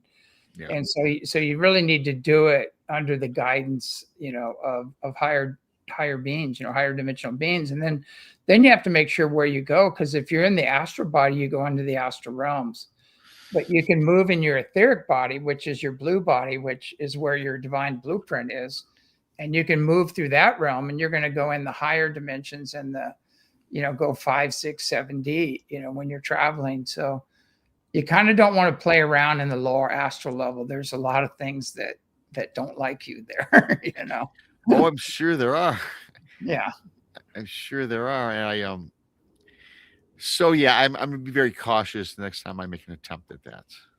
We teach in the self-mastery classes, we teach people about all the different levels and our multidimensional selves, and how to heal unseen negative influences, and how to create safeguards, for bringing in pure information. And unfortunately, that isn't being taught out there, especially in the UFO community. So people are bringing in all kinds of crazy stuff, and people are coming to me with all these stories, and I go, look, I don't want to rain on your parade, but you might want to go a little higher with that. Yeah, I hear you there. Coley, you still with us? You seem to be frozen. She is frozen. Yeah, no, I am with you. I just had to deal with. Yeah, no, I had to switch over. I'm dealing with something in the chat. So okay, no problem. So I'll be right back over. Yeah, no problem. I think one of the main things that is going on right now is that there is so much energy coming into the earth right now, and our whole solar system is moving into a highly energized place in the universe. And so The sun's reacting to it. We have all these planetary configurations coming in, eclipses, everything else. And we're just getting hammered by one X-class flare after another and coronal mass ejections. And with the light comes consciousness. And so when you get hit by X-rays and gamma rays are seventh dimensional consciousness slamming the earth. And so that's creating a quickening, and it's bringing up a lot of people's unresolved issues, old wounds and traumas from wrong conclusions and from past experiences. But that's why everybody's kind of in process now, and there's a lot of chaos going on. Relationships are just boom, boom, boom. Everything's coming up, and the good news is that's all coming up for healing, and the planet is ascending. It's moving into a higher dimension, and there's a bifurcation of worlds going on, or timeline split, some call it. And we can't, this is actually measurable. This is science. You can't ignore it. And we're going through this huge shift right now. And so we really have to rise to the occasion, and we have to focus on our own ascension, our own awakening and healing, and take care of ourselves and take care of others, that need help as well to get through these times, be of service to others. But we are in the middle of this shift. And I know for the dark hearts, basically their karma, you might say, is going to be amplified and accelerated, and it's going to come home to roost. And they're on a downward spiral of evolution. They're going to end in social, environment, economic collapse. Totally. That's where they're going. And we can take the upward spiral and live a spiritual life in harmony with each other and the planet. But that split is going on right now. And so we're having to choose. And basically, we either choose universal law and start being kind to each other and the planet, and that's sustainable, and that's going to continue to expand and evolve, or we take the other path, which is self-service and being opportunists and division and competition and all the other nonsense. And that world's coming to an end. And these are Native American prophecies, but you can actually apply it to science. Basically, there's a scientific explanation for it, but it's undeniable. We're in this massive shift, and that's why you're seeing all the chaos. You're seeing everything being revealed. Everybody's masks are coming down. Nothing's hidden anymore. And that's going to continue to get exponentially stronger and stronger until we make the big shift, the big that's coming up. Whatever. Yeah.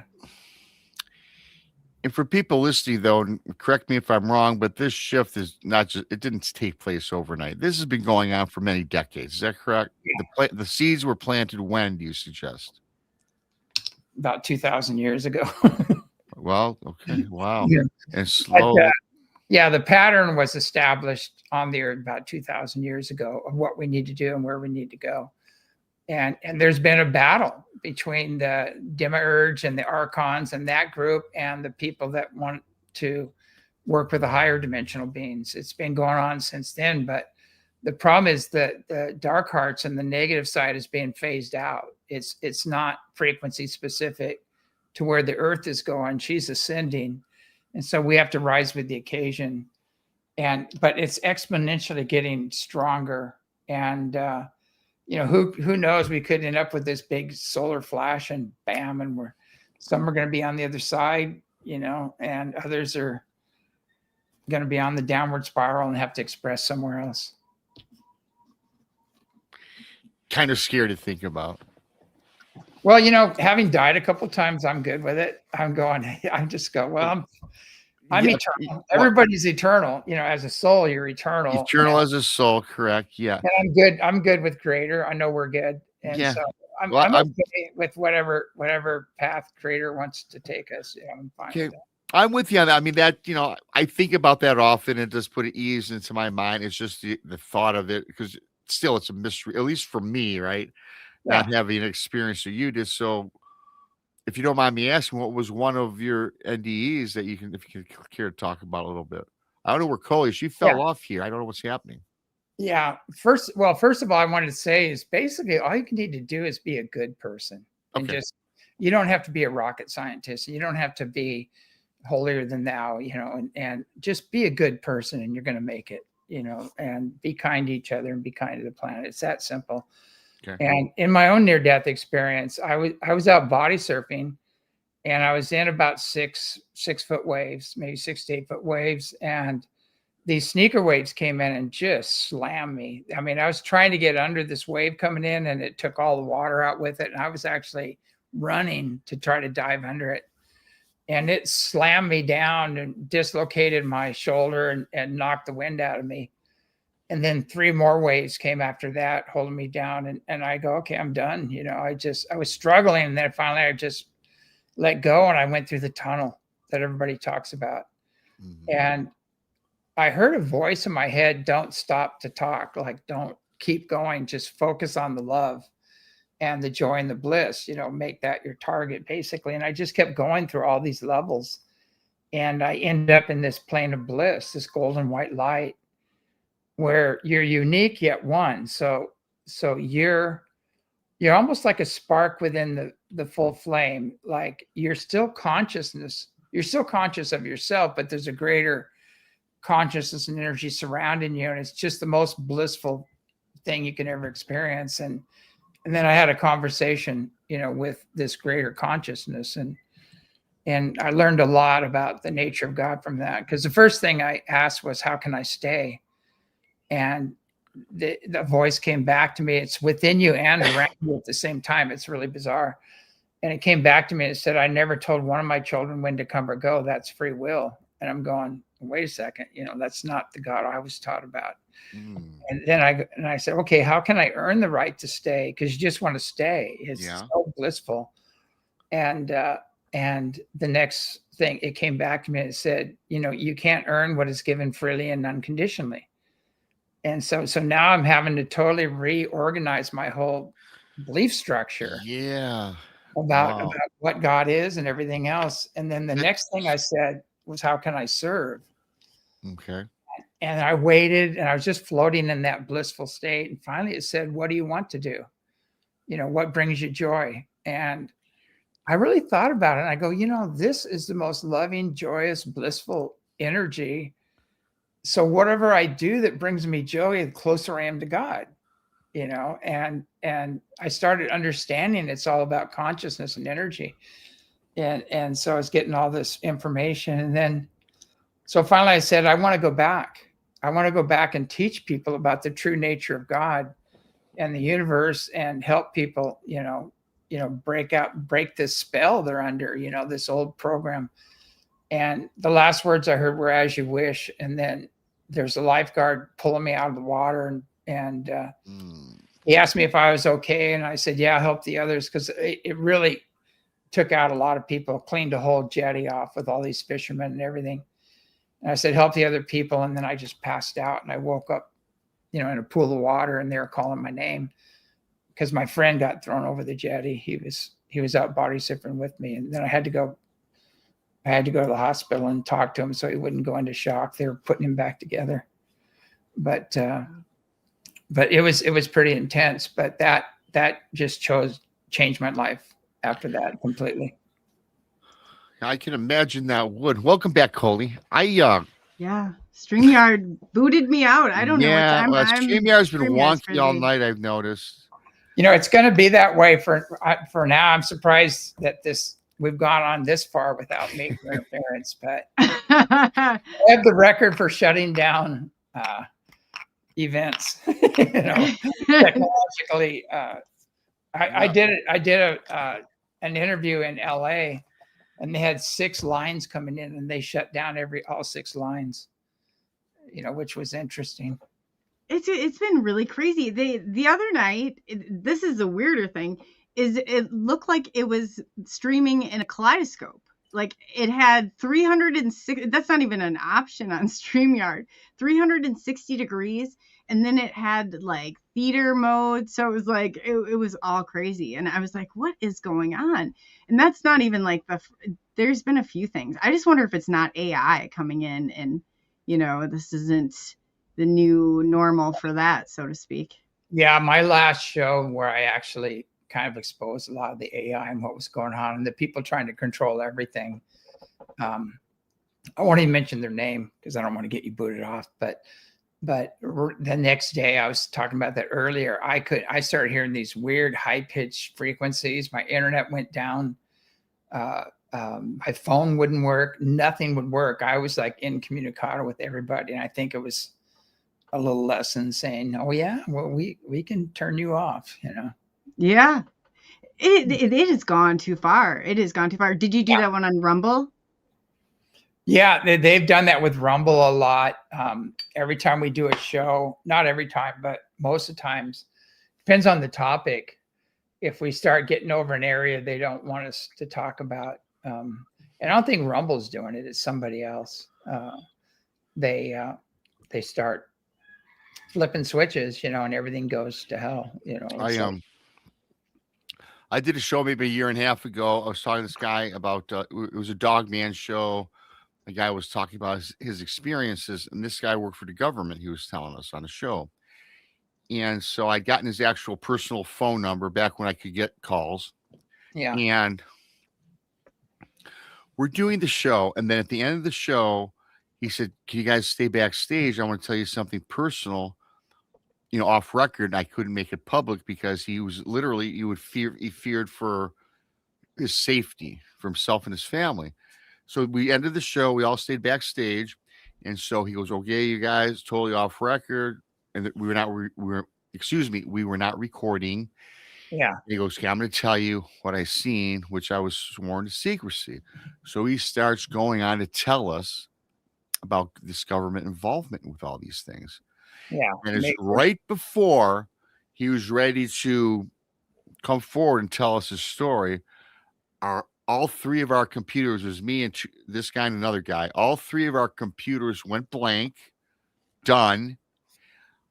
I pick up the phone to call the guy. It didn't even go to voicemail. It went to dead air. My one buddy called the guy. It went to dead air. He called us. It went to dead air. No ring, nothing.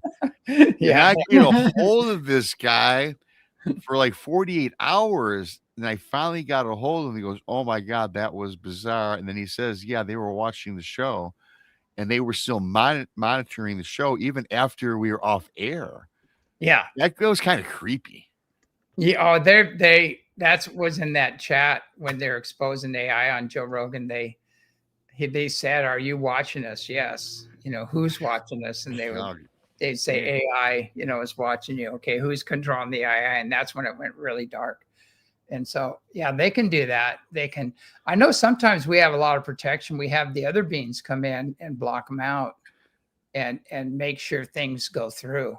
And they've done that before. We have to do, before a show, I sit down and do clearings and clear any unseen negative influences and make sure that things go forward. But you still mess with a little bit, you know. Yeah, it's always something. And people are saying, like, too, even when I've been plugged in to the internet, I've had to actually unplug it because it was like there's problems even going that route, like with some of the stuff. And I know you have Starlink, don't you, James? And they've taken that out quite a bit on your end.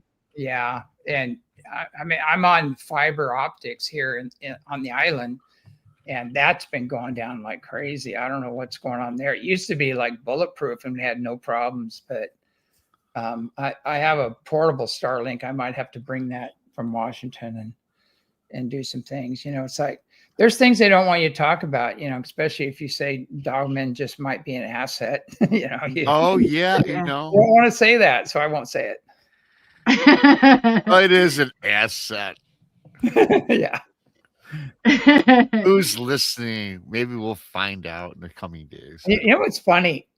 I was talking to these guys, and these guys are like, they're major. They're protecting some very high level people. I would say even up to the president, and they've come to the ranch. And a lot of these guys are like SEAL team guys and things like that. And so they were asking me some questions and things, and I was telling them, I gave them all the information, you know, and the self-mastery classes and the ambassador training things. And I gave them all to them. I said, "Hey, give them to Mr. T and see what happens." and that's all I know about. Supposedly, they said he was interested in this stuff. So I think on a very high level, they have all this information. But what I thought was, I'm trying to think of where I was going with that, but it's about these guys, these SEAL team guys are saying, I know we all listen to your show and we've got your information and we use it. They said we use it out in the field because some of the things we're up against aren't physical. And there's times, we need a little help. We need a little overview of what's happening. So I thought that was interesting, coming from them. I go, wow, that was interesting. But I'm sure we're using a lot of these techniques in our, super soldier programs and other. Oh yeah. When you're dealing with dimensional stuff, I'm sure they use a lot of these techniques to just stay safe and know what's around the corner, and have their third eyes opened and all that stuff. Yeah. Remote, I really quickly, I don't want to hog the show, Coley. Oh, go ahead. He's probably tired. Come on, Rob, you're a new voice. Well, let me know. I don't know how long we want to go. I could talk all night with James. We'll have to do a part 2 or something. I really enjoy you, James, tonight. Thank you for coming on. Not to plug myself, but I do have 2 books I wrote, and one of them is about the governmental creation of man. Where this telling me how he was a oh, thanks, Coley. There they are. I was talking to this man. It was actually a woman, and she was into genetic splicing and DNA manipulation. This was her job. She worked in the government. Yeah. And she'd been doing this for 20 years, and she's a very intelligent woman. I could tell by talking with her. And so one night she was paid a visit by a man that was her former boss, but he worked for a different department within the government, ABC agencies, I'll say, right? And told him about this fascinating project they were working on and want to know if she'd be interested. And she had been retired for 3 or 4 years. She reluctantly agreed to at least check out what he was talking about. But the first clue that she got that this was really something big time is she was helicoptered in somewhere, but she was blindfolded. Yeah. And then she just remembers the copter lands, and when she gets out, it was very windy, and she was getting beaten down with sand. So now she knows at least she's somewhere in the desert. But she's still blindfolded. And all of a sudden, she says she feels that she's on like in a descending, like an elevator, if you will. They uncovered her blindfold, and she's in this steel cage, and they're going down. They go down into an underground military base, right? A lot of people like to call them DUMBS. Yeah. And so walked around. Her boss that she knew was there, and a bunch of other people she did not know. It was a bunch of medical folks, a lot of scientists, and they're going through this underground facility. And she says, Rob, I kid you not, there were tanks with the grossest humanoid-looking creatures, half man, half animal. And she says, Rob, I came across something that looked like a huge humanoid wolf. And they were trying to animate these creatures. Yeah. We wanted to release them, of all things, into the national forest in a part of Montana on the other side of this mountain range where they couldn't escape. It's a place where the rabid grizzly bears all they would do is attack human beings, and they were just deranged. So I guess the DNR and the folks in that area would take these grizzly bears on the other side of this mountain range, and that's where they put them without killing them. So that's where they want to put some of these creatures. She started working on this project, and she felt that this was just not what she wanted to do. She thought it was very not human. She believed in God. There was like an abomination. They were creating abominations, right? And she was telling me she knows as a fact that a lot of these creatures that they dropped into Montana, what they were creating could escape. And then we got talking about the missing 411 and people going missing in these park forests. Yeah. And a lot of these creatures, they put tracking devices in them to track them. And for maybe a half a second, they could track them. Then all of a sudden, the tracking device gone. like maybe the creature ripped it out or something happened. We don't know. So again, it's a long story. I'm gonna finish it there. When I heard this story and I talked to this person again, and it was like, my God, but I always thought this went on. So my question to you is whether that's a believable story or not. I believe the person, but do you think that we do these things in our labs? I don't think. I kind of know we do. Well, that's why I love you, man. Yes, thank you. Yeah, there's some weird stuff going on there. I know I was remote viewing some things where they were having problems, and they had to bring military in to take care of some of these events that happened in Colorado. And when I saw this thing, that was there's missing people and children and stuff like that. When I saw this thing, I go, "What the hell is that?" And it looked like a giant sloth. That's all. It looked kind of like a giant sloth or kind of anteater thing. It had huge claws on it, but it could jump. It had legs. It could jump like a kangaroo. It could move really fast. And I saw this thing and I go, I don't know what the hell that is. That is so weird. And that is the weirdest thing I've ever seen. And so I just dismissed it. And then John Vivanco remote viewed it and got the same thing, from totally different time and everything. And then I hear, I think it was on Art Bell or Coast to Coast or something. I hear this guy say he was part of a unit that was there to take this thing out. And it took a lot of them out first. It was so fast and deadly. And then I hear this old rancher telling this story that he saw this thing on a side of a mountain, and there was all these like weasels or something living in there, and it was just tearing the rocks out, tearing the trying to get to these weasels or whatever's in there, and marmots or something. And those are good old boy, and those are the guys I believe, when they start talking about stuff. And he said he had no idea what it was. So all of a sudden I started getting all this validation. So some of these things, I don't know if they jumped across the dimension or if they opened a wormhole into the lower 4D, at CERN, or if these are engineered. I'm not sure what their origin is, but I have seen some pretty, and I also spent a lot of time in the forest, and I've seen some things there. I used to do reproduction surveys for the forest, make sure the tree planting went well. And I've seen some things that I couldn't explain, so there's a lot of things out there. I mean, to go on the wild side, I mean, there are actually gnomes and fairies and all that stuff exists. I have the photographs of them, and it's just most of it's in 4D. It's just on a different frequency than we are, and it'll pop in now and then. But all that stuff is going on. And I was talking about on the Art Bell show, and this one woman called in and she goes, I think you're crazy. She goes, I don't see how, she goes, how you can have all these experiences and this and this. And she's just flipping out.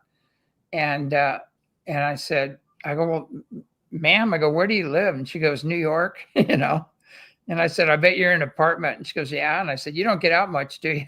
And she said, no. And said, that might be why you haven't seen anything. Yeah. I said, maybe you ought to get out on your balcony and start watching the skies and see if anything's moving out there that shouldn't be there. But oh gosh, you get that. You get people that are experts. You get these PhDs. that I'm an expert on UFOs, and you go, have you ever seen one? No. Yeah, I tend to run. Yeah. I tend to run. I run from those people, James, and say, I'm an expert. I'm like, okay, really? Do you know any? And I go, so do you know anything about who they are, their culture, their technology, or anything? And they said, no. And I said, so in your university, do they even teach UFOs exist? And they say, no. And I said, well, where does your PhD kick in here? I'm trying to figure out, where does your expertise come from? And I've got some experts pretty pissed off at me, by just asking those questions. Yeah. Well, the experts, whatever. Yeah. To me, the expert is the farmer and the hunter. You get a PhD. experts you want to talk Yeah. to. Hey, listen, I commend anybody getting their master's degree, getting a PhD, doctorates. Hey, great, good for you, well deserved. But it doesn't give you the all to know, wherewithal to know it all and be an expert. I would not call myself an expert with a PhD. I just have a lot of knowledge on a subject, and most of it's all scientific background anyway, right? Yeah. Which doesn't apply to a lot of the stuff we even talk about. To me, the hunters are going out in the wilderness. They're going out to places people have never been. The farmers are getting up at 5 a.m. and sometimes they're on their tractors, driving before the sun comes up. And that's, 5:30 is the perfect hour to watch for UFOs. 5:30 in the morning, right before the sun comes up. And and those are the people that are going to have the stories or the firsthand experience. And those are the people you want to talk to. And then now they're finally letting the pilots start talking, and some of the astronauts are, but if you're with NASA, that's never a straight answer there, but that's a major cover up. I just saw, anyway, I saw Elon Musk making these statements recently, and I just went, are you serious? And he goes, if anybody would know if UFOs were out there, I would. He said, we have so many satellites up there. And he said, we'd be making all kinds of course corrections. And then the week before, he said, we've had to make 14,000 course corrections this last year, trying to avoid objects that we don't know what they are, So there's a game being played. And if you listen to it, you go, wait a second, this is a total paradox here. And you kind of have to play that game if you're going to be doing business with, a lot of these organizations. So, but I'm sure he knows a lot more, and then he just recently said, well, aliens are real. They do exist, but they're evil, And so that's the controlled narrative. Keep it evil, keep it in the past, and that's you're still in the controlled narrative. And so my question is, what about if there's evil ones? There's probably benevolent ones. There's probably very spiritually and technologically advanced beings out there that are thousands, if not millions and billions of years ahead of us, which brings up 3-1 Atlas, So I mean, they got a real eye opener there of what extreme technology is all about. So that's another topic, because I have no idea. I've heard so many things about 3-eye Atlas, my Lord. Well, we got the information on it from the very beginning, and everything we said happened. Okay. And it he did. Yeah, and they demonstrated. We said it's not anything you can imagine. You're just seeing a shell.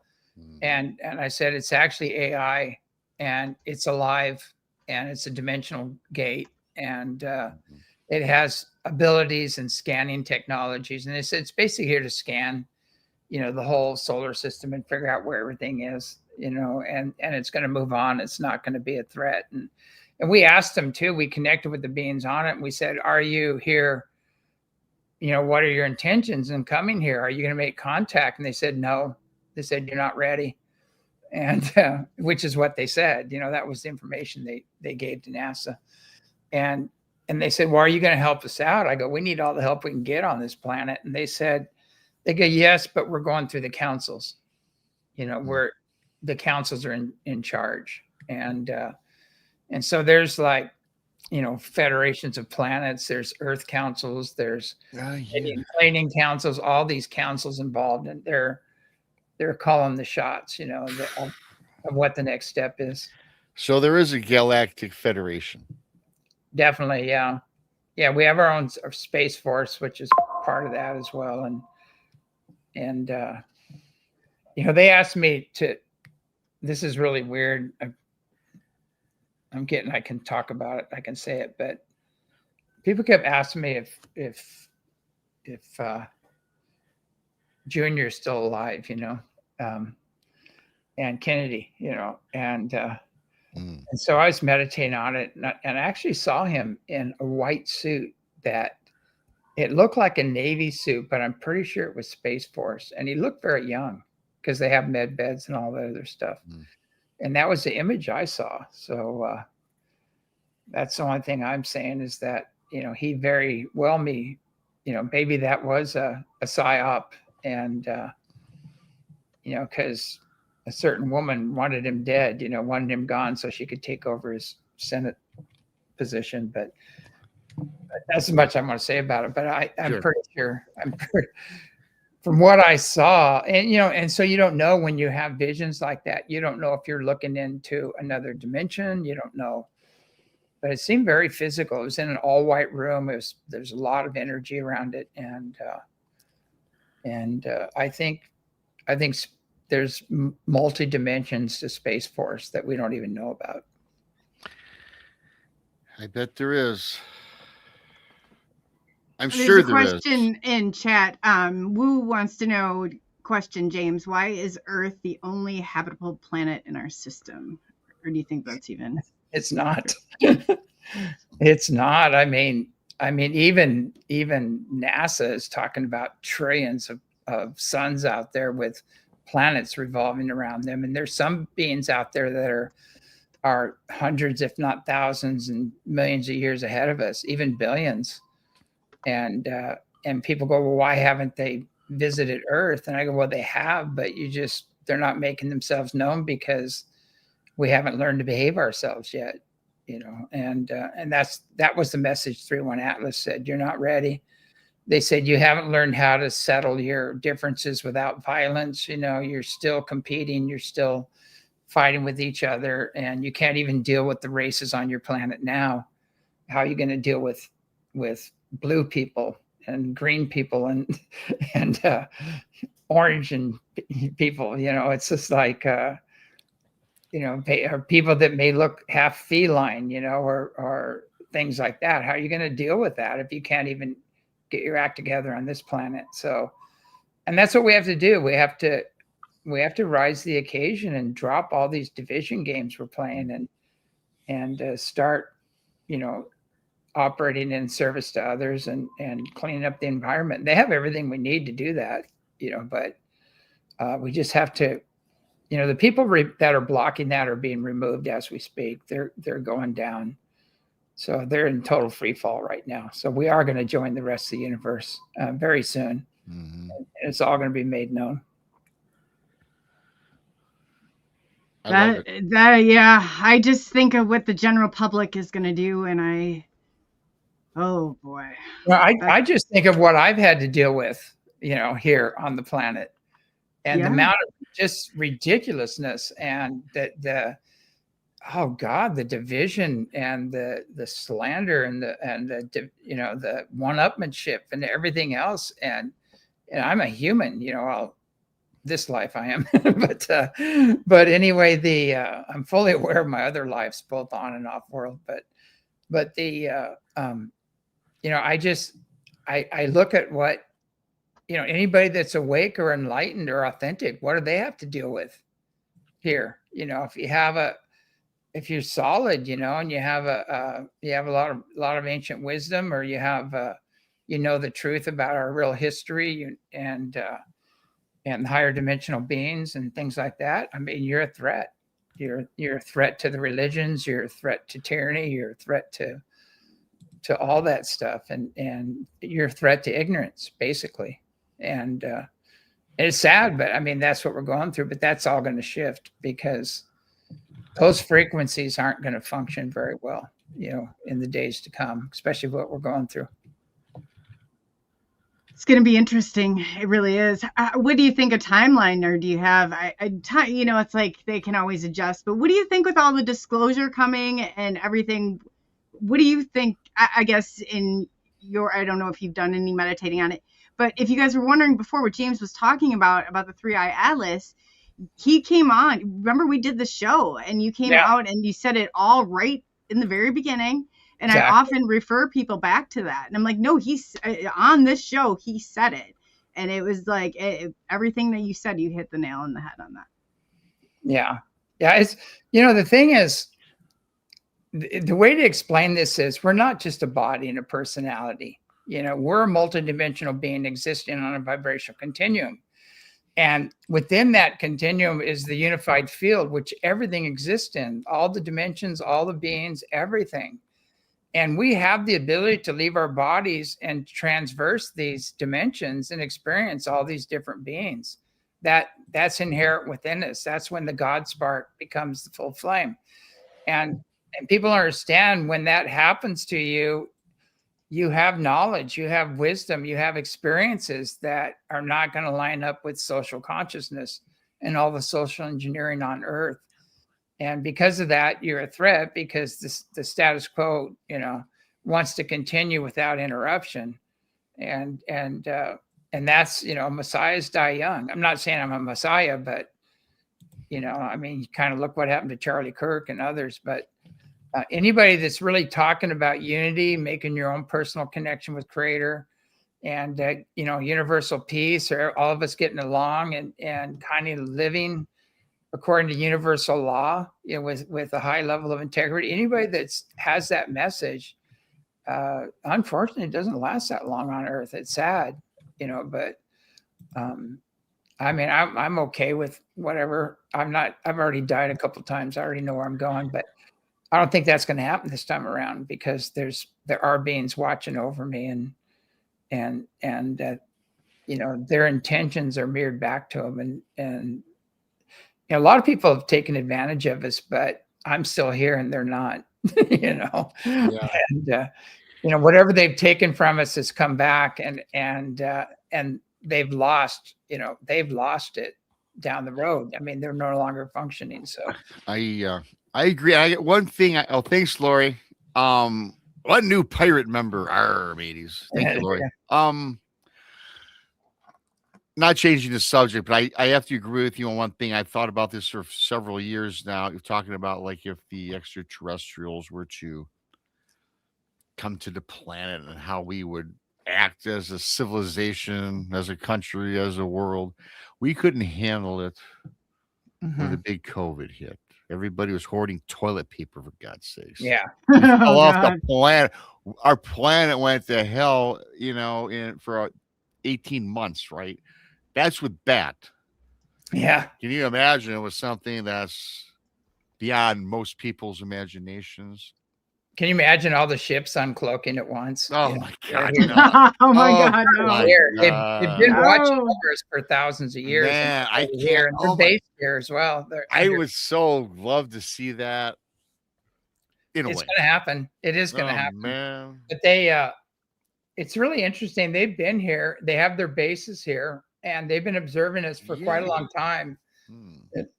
The good news about that is you're not going to have a nuclear war, because they won't allow it. Yes, that's what I've heard many times. I've heard some of I've heard some nukes were actually being ready to be launched, but the bases were shut down by the aliens. Is that true? Did you? Yeah. They went in there and they dematerialized. Yeah.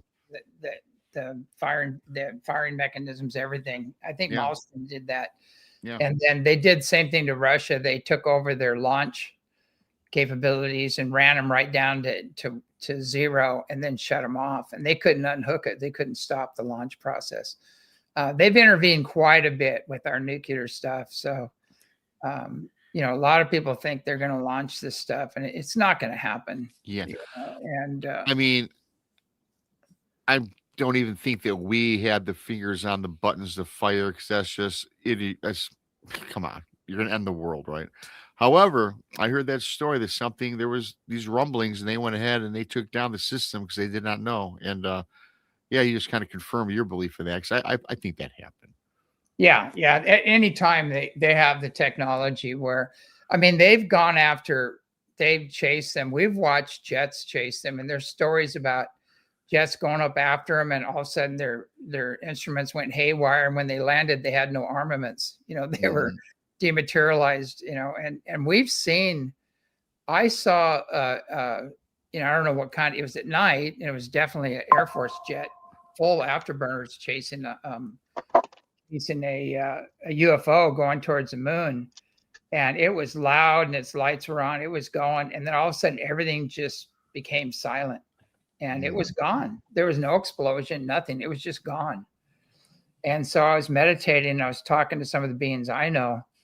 And I said, hey, what happened to that jet that was vectoring in on that UFO that flew over the house? And they said, they're going to have a hard time landing. And I go, why? And he said, because they're in a different time. So we're probably going to find an whatever F-16, you know, buried next to a dinosaur with a big chunk out of it or something. I don't, because they can do that. They just move you somewhere else. And they have that technology. And so in the interest of national security, I think it is a really good idea to start making friends with them and announce who they are and why they're here and kind of get our act together. But, you know, I've seen it happen. You know, I saw them, there was a big reptilian ship coming into the ranch and they just turned it into powder. There was a big blue flash and there was just powder. I mean, there was, Oh, wow. They break the molecular bond between everything and everything just goes back to dust, you know, but they have some pretty extreme technology. If they have to use it, they will. Oh, I'm sure they do. Man, I've got so many questions. I don't know how long you were going, Coley, but yeah. Thanks to Lori. Thanks to everybody for coming on. And if I wasn't saying hi to you, we had to toggle back and forth, StreamYard issues. Thanks to everybody that came in. Hit that like button, subscribe to Coley, SNX Radio, BMR if you're new, of course. And yeah. But what's up, Coley? No, I just said there's a few questions I wanted to Check get to, them out. and James, Yeah. we'll definitely have back for a part 2. I'm James knows.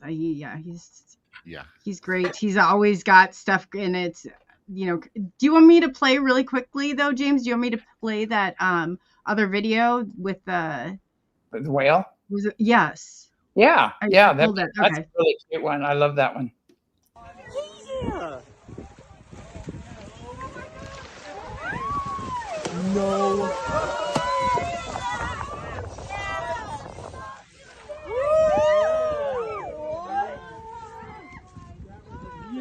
Tay! Taylor! Taylor! What?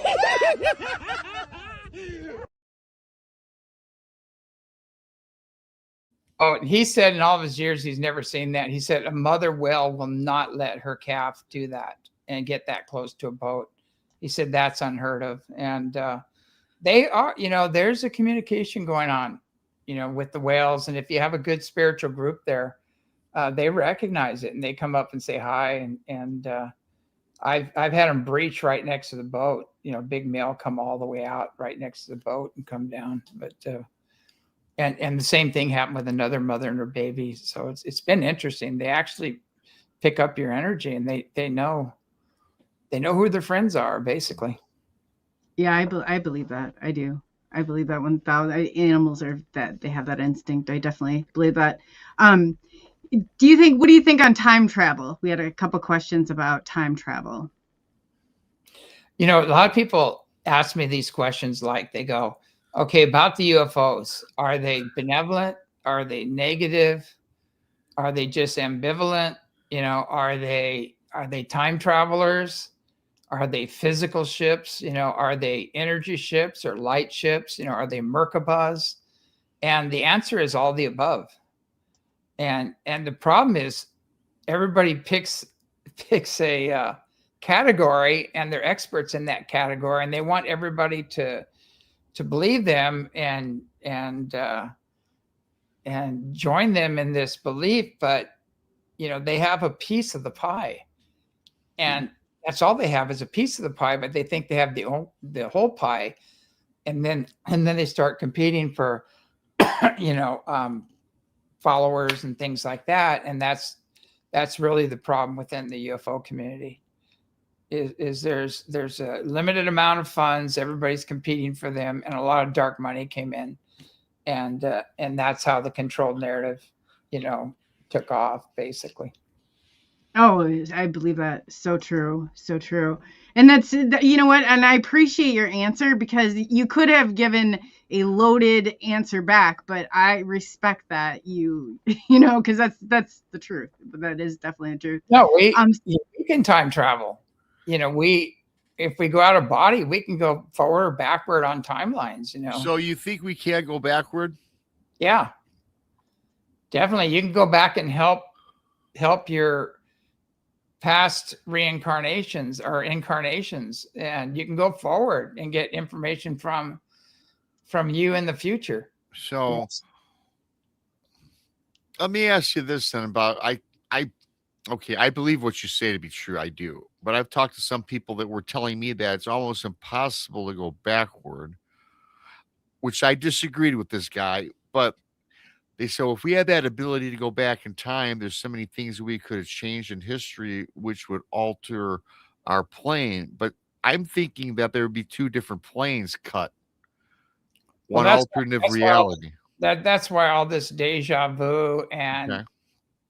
Bernstein Bears stuff and all these things that we know, like the Mandela effect. Yeah. I remember Mandela died, and then he was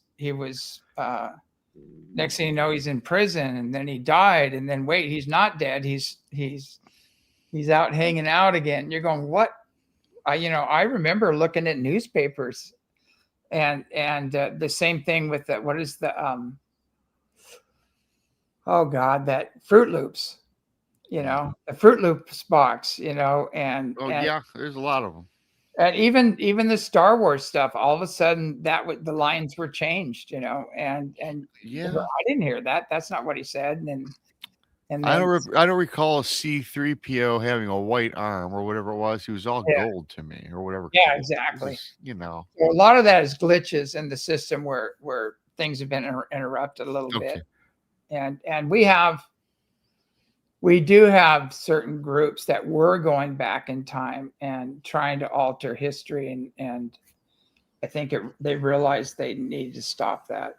They were losing control of it and having problems. So we have that technology ourselves, back engineered stuff, but the it's all, everything we can do technologically, we can do spiritually, basically.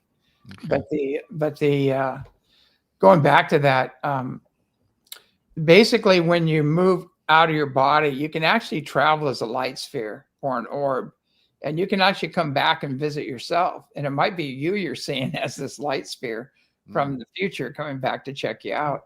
There's all these things that are possible in that realm. But when you're in spirit, you're looking down on the timeline, and you can see the beginning and the end of that timeline.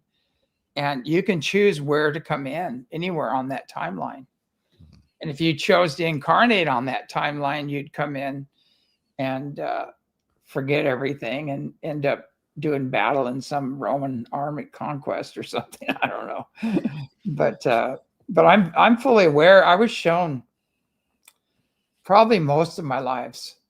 And when I went up on the Orion Counts of Light ship, they have a spiritual technology, and they showed me, my lives, and I've done everything. I mean, I've been a beggar, I've been a road bandit, I was a Viking warrior, I was lamas and yogis, I was prince in China, and I was another prince over in Europe, and I was a king, and I've done everything basically.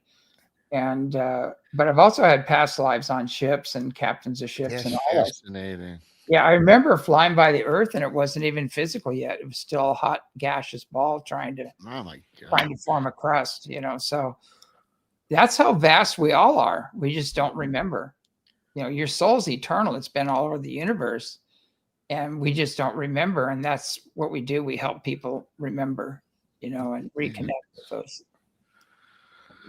And then I guess in playing off of that, what are your techniques on how you would do that? People are wondering how you or do you one do of the most powerful techniques I've found is the transpersonal release sessions, where we go in, we clear out any unseen negative influences, and we also clear out past life experiences that need resolution. And then we find out who people's main teacher and guide is, and we even clear the childhood trauma out. And then we find out who's people's main teacher and guide is, and we reconnect them with that. And then the learning really starts. And we teach them how to heal unseen negative influences, how to keep their energies clear. And it's a quantum leap, in evolution, and then people just take off from there. And it's amazing, watching. And, a lot of our pains and ills and things come from these past lives that we haven't resolved yet. Oh yeah. I've gotten, I think at one time they said I had 71 implements, arrows, spears, through the past life, and I could tell you where each one hit. Yeah. And so when we clear those out, a lot of times weird pains go away, and you don't know. You go, well, all of a sudden I get this really pain in my knee, and I actually I was a Native American in a past life, and an elder, and I actually got an arrow in my knee. But and so I've done the Akashic records, and you've done a clearing for me. It was weird because I was coming back, and I remember I was with my son, and I started to get all really weird emotional. And then you had sent me a message, call me, and I kind of had to regroup myself back together. And then I called James, and he's like, no, I was doing, and then I did not realize that was the time that you were doing it was without a shadow of a doubt. You just hit it. I was like, wow. And you kind of told me how to deal with it then, because it's like a release. I guess I didn't realize, how much of that you do carry with you. And I mean, you definitely do. You definitely, it's a heavy load. It's amazing. And you can do it in the quantum, people don't even have to be there with you. You can do it long distance, and which we do. And we just set up a time, and there's 3 of us that get together, and we have a scribe, that writes everything down, and we just start clearing and start looking at everything and clearing it out, and then write everything down. We have everything written down, and then we send it, to the people and go over it. That's amazing. And they can go and find the services on ECETI.org, correct, James? Yeah, exactly. If you go to ECETI.org, all the books I've written are there, and hopefully my new book will be out within a few days. The Awakening of James. Yeah, I'm doing a final. You wouldn't believe, they do not want this book out. I've never seen so many attacks on this book. It is on the website as an ebook. You can get it there. And that's good. I knew they shut you down. That's crazy. Trying to get a paperback out. Every time we have it perfect, we send it to the press, and it gets scrambled, and we don't know who's doing it or how it's getting scrambled. And I think we're on top of it now. I'm doing the final edit tonight on it and sending it back.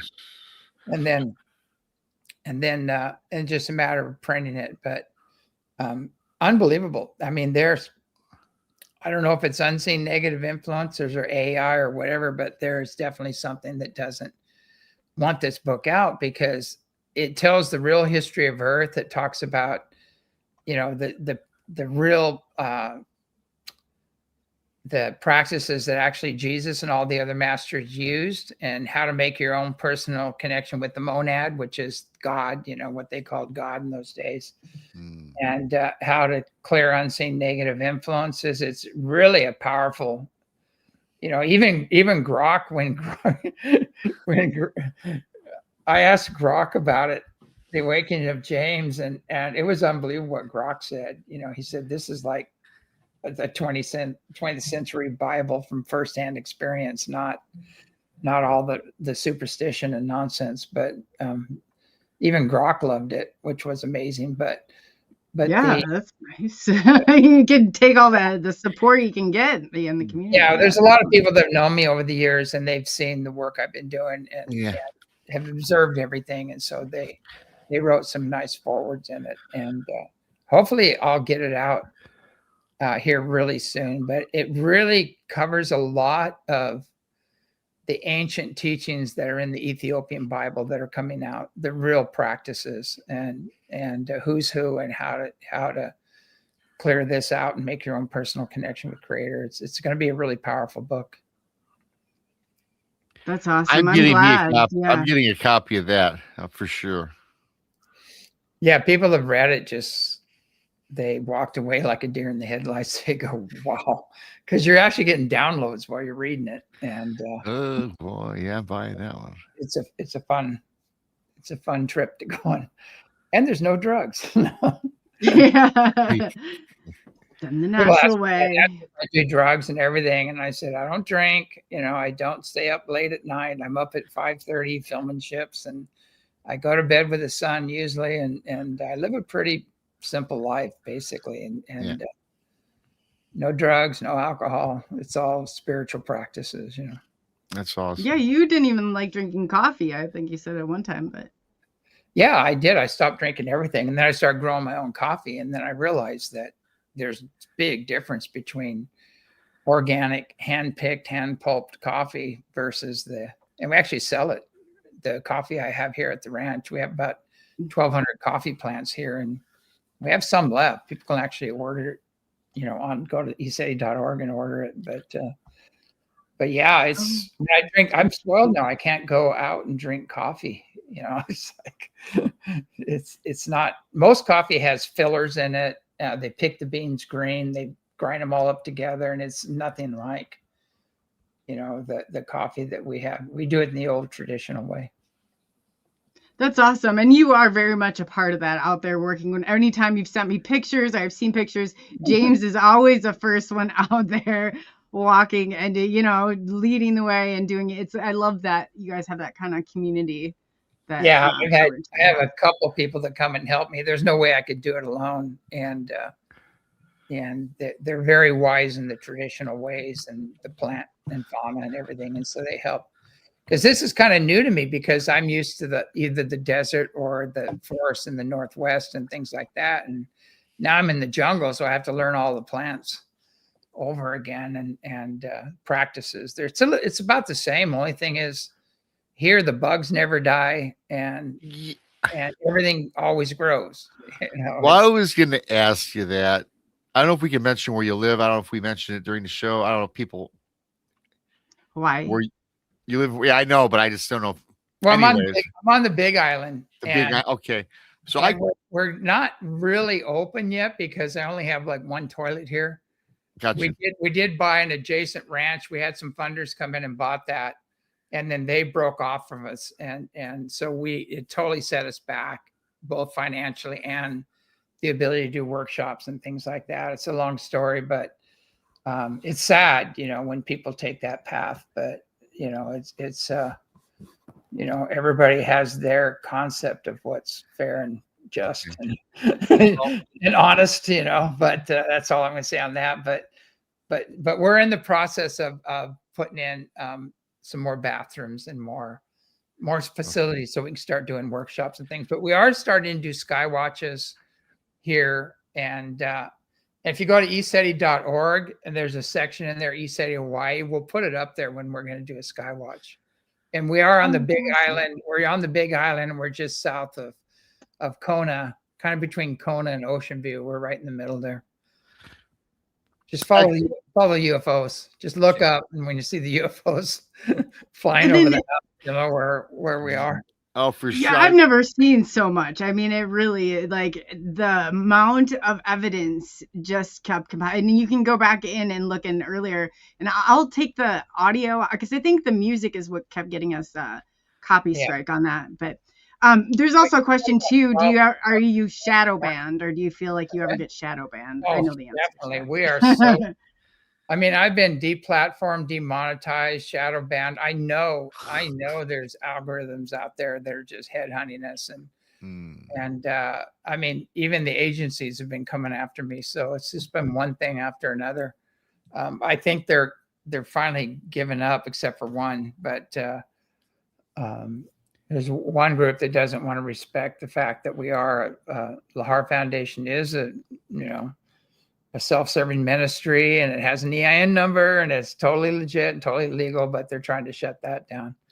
But it's unbelievable the crap that you have to deal with, unfortunately. And but I think that they're folding in on themselves. They're all being exposed. Their masks are coming off, and their karma's coming home to roost. So I just got to hold the fort, basically. Yeah, and then the last question that I had on my end was, have you been over to Peter's, to Jaya? Yeah, I haven't been to his new place. I haven't been to that one. I mean, it's a beautiful place. I've seen all the pictures, and I have Skyped in when he's having events, and he brings me in, and I talk to the people there. I did go over there and do a tour, and I stayed with him for quite some time, and it's totally legit. I saw the Wispies. I saw the Aboriginal elders. I saw ship after ship.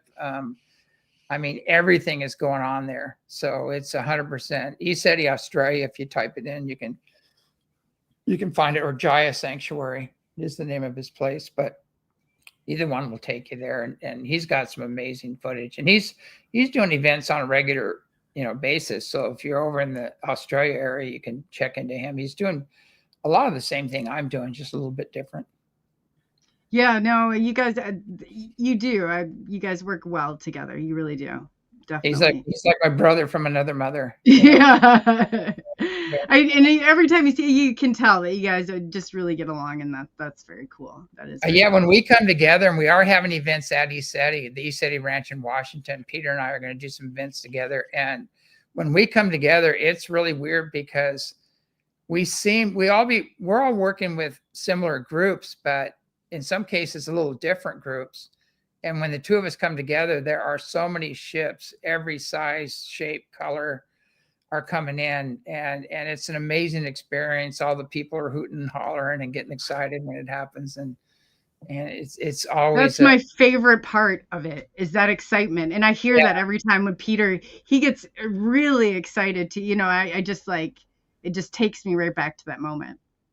Yeah, and I get excited when everybody else gets excited. I love for people to see and have their paradigm kind of blown open and listen to their excitement and when the ships come in and the other stuff. And, watching people release the past and heal, that's my favorite thing. Yeah. You watch just everything come off, and all of a sudden they're just all blissed out.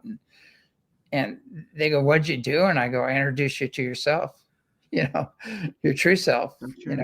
I'm like a battery charger. I just jumped you. Yeah. Yi Gong does that too. It's like a battery charger, and you're just connecting people with the bliss within themselves.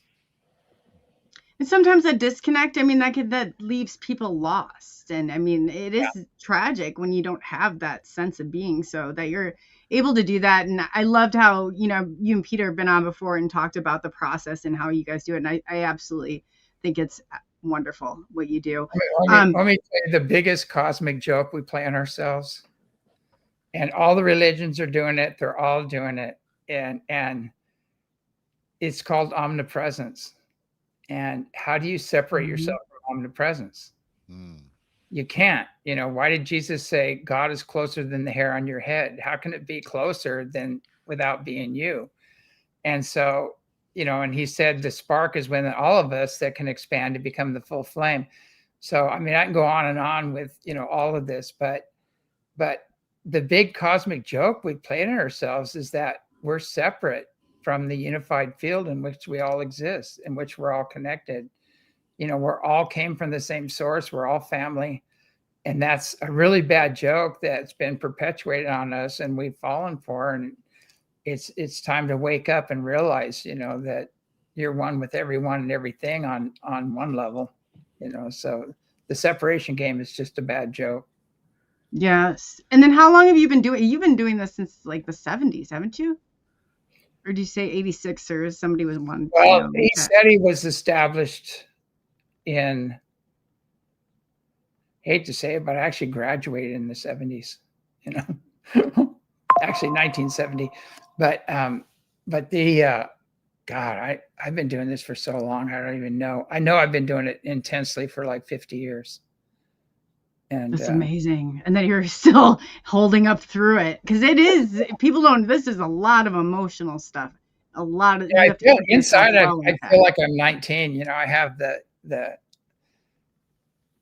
mind of a 19-year-old. Sometimes people that hear my humor are fully aware of that. But I feel great on the inside. The problem is, it's like I'm kind of overworking myself lately trying to build all this stuff. Yes. And when do you go back to Washington? Probably in May. Maybe earlier. I'm not sure, but probably in May. There's a lot of people in the chat that want to know when you're going to be going over into their neck of the woods, down by Peters. In May. Well, I don't know when I'm going to go to Australia. That's really hard on me to do all that traveling, especially that 20-something, 26-hour plane trip, whatever it is. Yeah. It's just rough and just energetically rough. But I'm planning on going over there. We'll see. I'm waiting for the beam ship to show up, and then I'll go over there. I'll just beam over there. Yeah, really. I'll try to bilocate. If I've been somewhere, sometimes I can end up there. I know where it is. That's very true. That's very true. Because a lot of people don't realize you can travel like that. If you remember somebody's voice and what they look like, I mean, it's easy to pop in and out, but it's not always easy for the other person, I guess, to see you. So, yeah, we've had well documented bilocation experiences with multiple witnesses that have seen us do it, so, or been a part of it, and it was kind of interesting when it happens. Yeah, it is fascinating. It is. I would love to be a part of something like that. I've learned I can't do an OBE by myself. That's the only way that I can do it is that way. Yeah, the workshop, there's a picture. I'll send it to you. In the workshop, I'm sitting there talking and my whole arm's gone and my whole left side's like I can't believe how you can do that. I know. Yeah. It's pretty weird. You got to see James, next time we will have to bring some of those pictures back on. Rob, they will blow your mind. And I have a ton of them. James sends me stuff all the time. Yeah. So I'll forward them on. They will blow your mind. I'm doing a major conference that Corey Good is putting on. Are you going? Towards the end of April, and I'm going to show a lot of that footage. Oh, wow.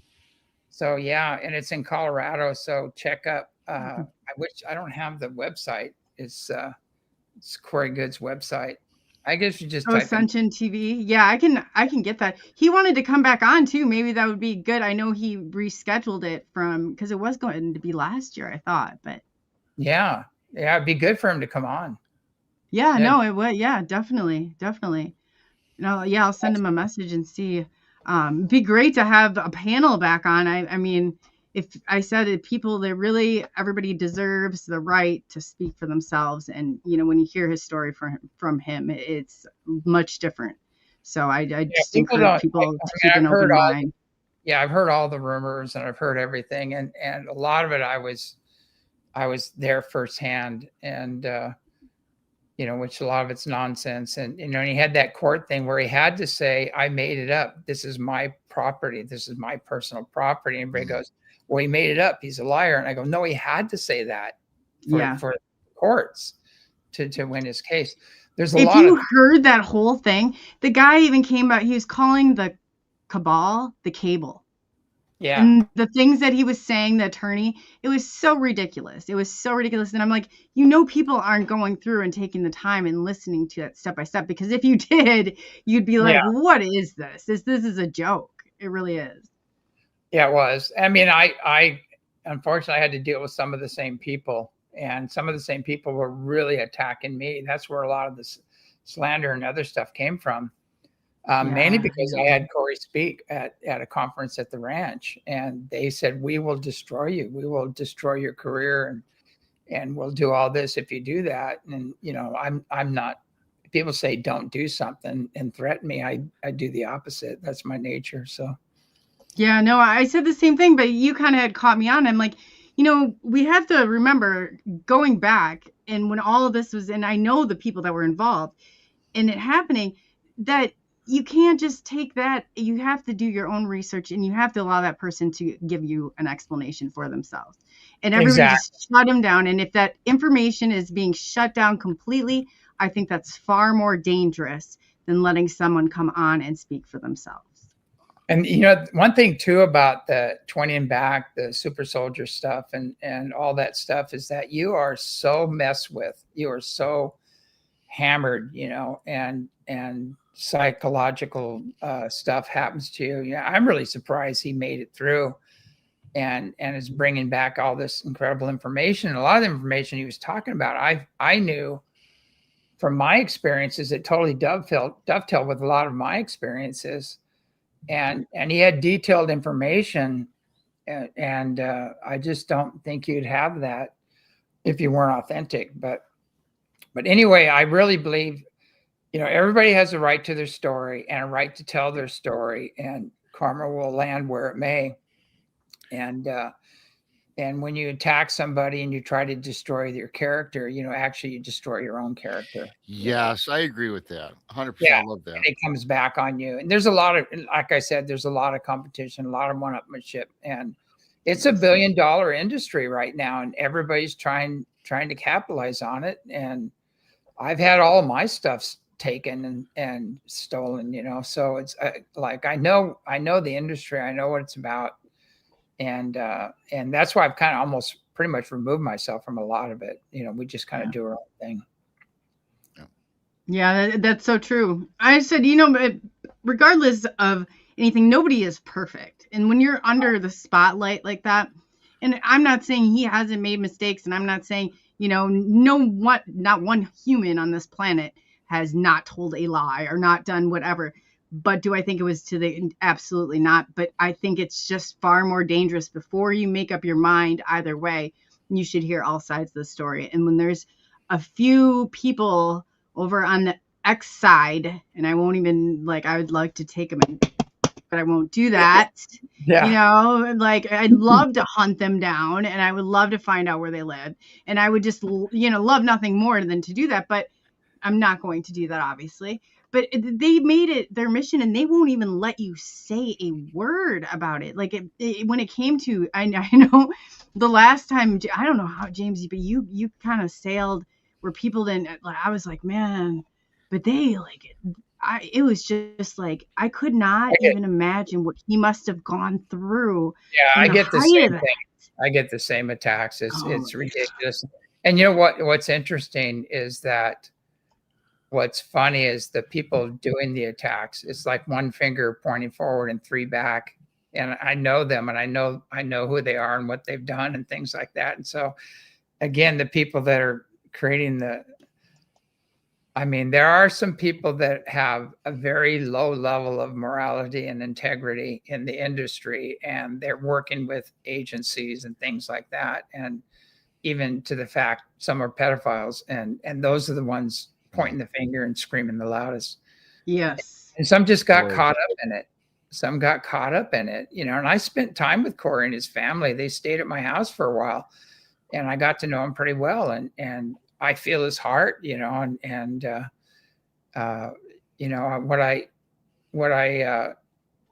rough. The fact that he's still standing is a miracle. It's really it's hard on you and your family, and you get to a point where you just want to be out in nature. You don't want to be around people anymore.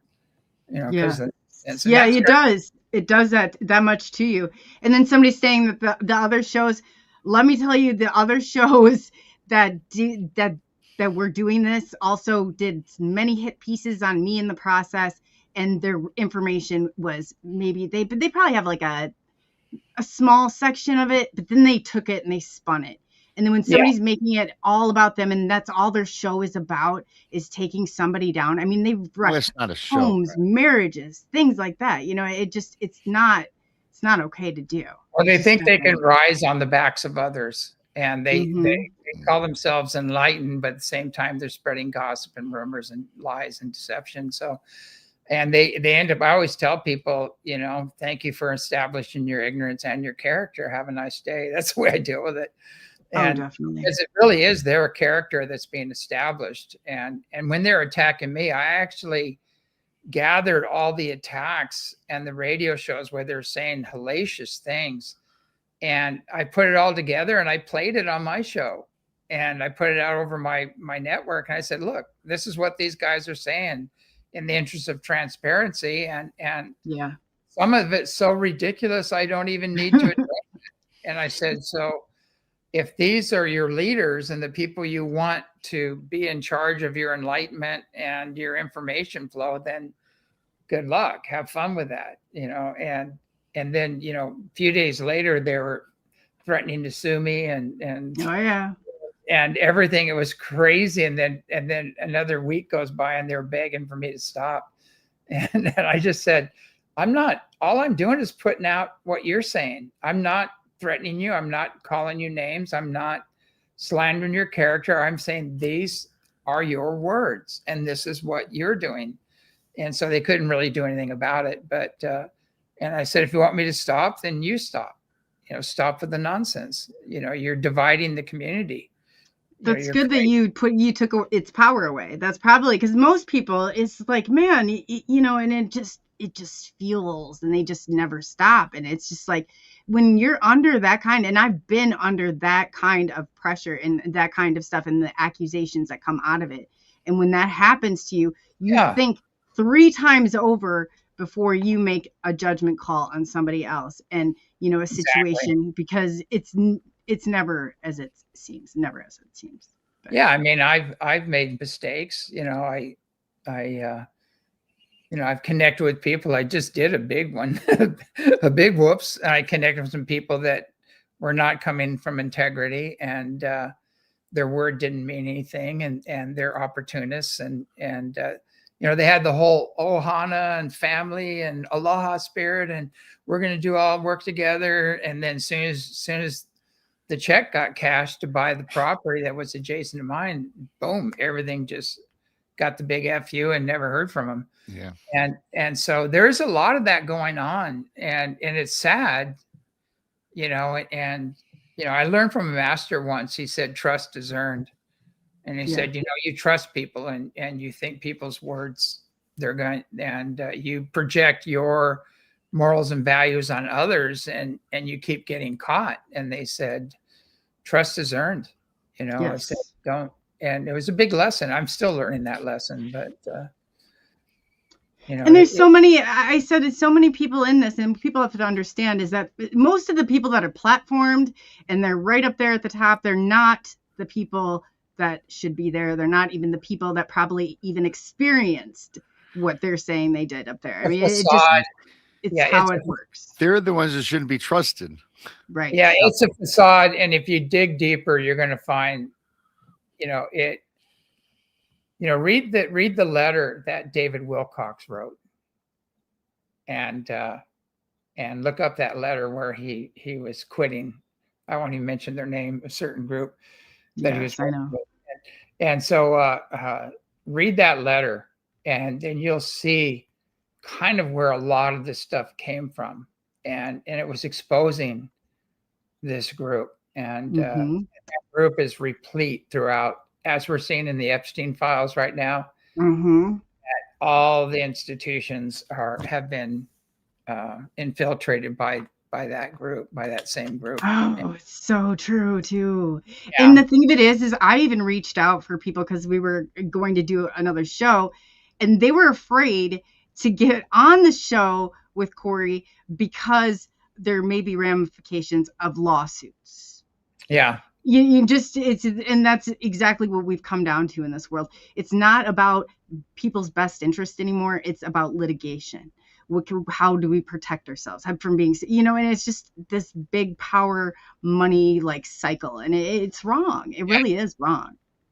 I was directing my, to me, I was just directing my energies to go forward and releasing the past. And, I don't care what people think about me. I know who I am, and I know what I'm connected to and what I'm doing. And they can do whatever they want. There's always the boomerang effect, and it always comes back on them. And so, and I said, but I don't, I totally support Corey for holding them accountable, because they stole his name, they stole his information, his ideas, and there was a lot of nefarious stuff going on there, and he probably lost millions of dollars, in this, and so, it's like, I don't have the funds to do that. I didn't have the funds to get attorneys and go after everybody. But again, too, it's like, I totally believe in the universe. I believe, all ill-gotten gain, is going to be lost, and it'll come back. All the energies will come back to whoever it was taken from. That's just universal law.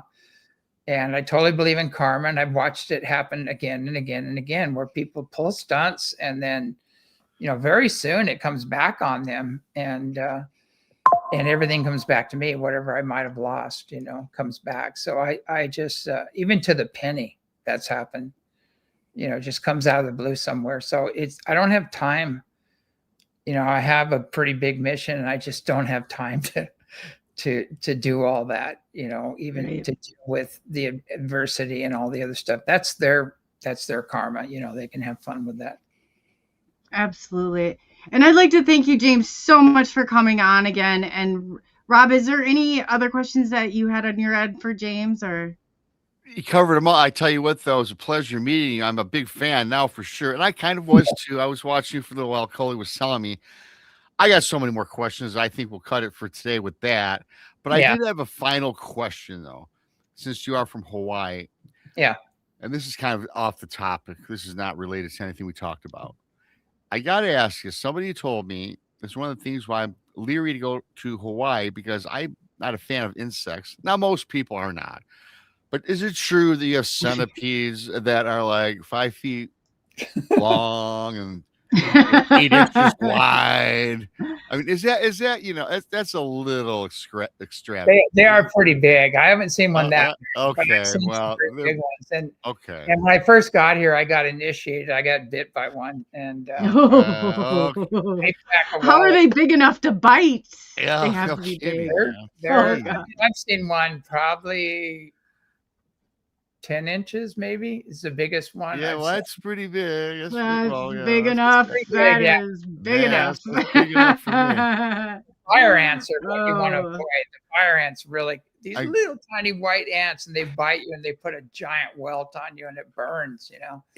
And we had some problems with those, and we got rid of them. But I really at first I was a little freaked out about it, but now you just Yeah. adjust. Yeah, well, I And, guess like anything else in life, you adjust. Yeah. Yeah, it's still. I mean, it's not going to taint my. I still would like to see Hawaii one day in my lifetime. But Yeah, I I had an issue with sharks, you know, and I ended up Yeah. face to face with an ocean white tip, about a 300-pounder. And I was always worried about that in the swimming in the open ocean. And sure enough, I manifested it. And I just called on Bacall, one of these lion beings, to come in. It was coming right to me, and it just immediately made a left turn, took off and was gone. And so it was kind of funny. So I got over that, but I still, you know, I was swimming with these pilot whales, and I still, since that experience, I go, you know what? I'm just going to be a little more respectful and not put myself out there as bait. You know, it's No. do something else. You don't want to be put out there as bait. I will tell you this too about this entire show, and anybody who's joining late or missed half the show, I'm going to tell everybody to watch the replay, because I'm definitely going to watch this a couple times, because there's so much that we talked about and so much wisdom and knowledge you put out tonight that, yeah, I think this is going to be put in my archives to rewatch a few times, because I thoroughly enjoyed it. I'm still processing, you know, the first 20 minutes. So this is awesome. I was told that, you know, Baba G came to me once and he told me to stop watering seedlings with a fire hose. And I didn't know what he was saying, but I think people are ready now. You know, oh yeah, for sure. Are ready. Yeah. So James, and in closing, is there anything you wanted to leave the audience with until next time?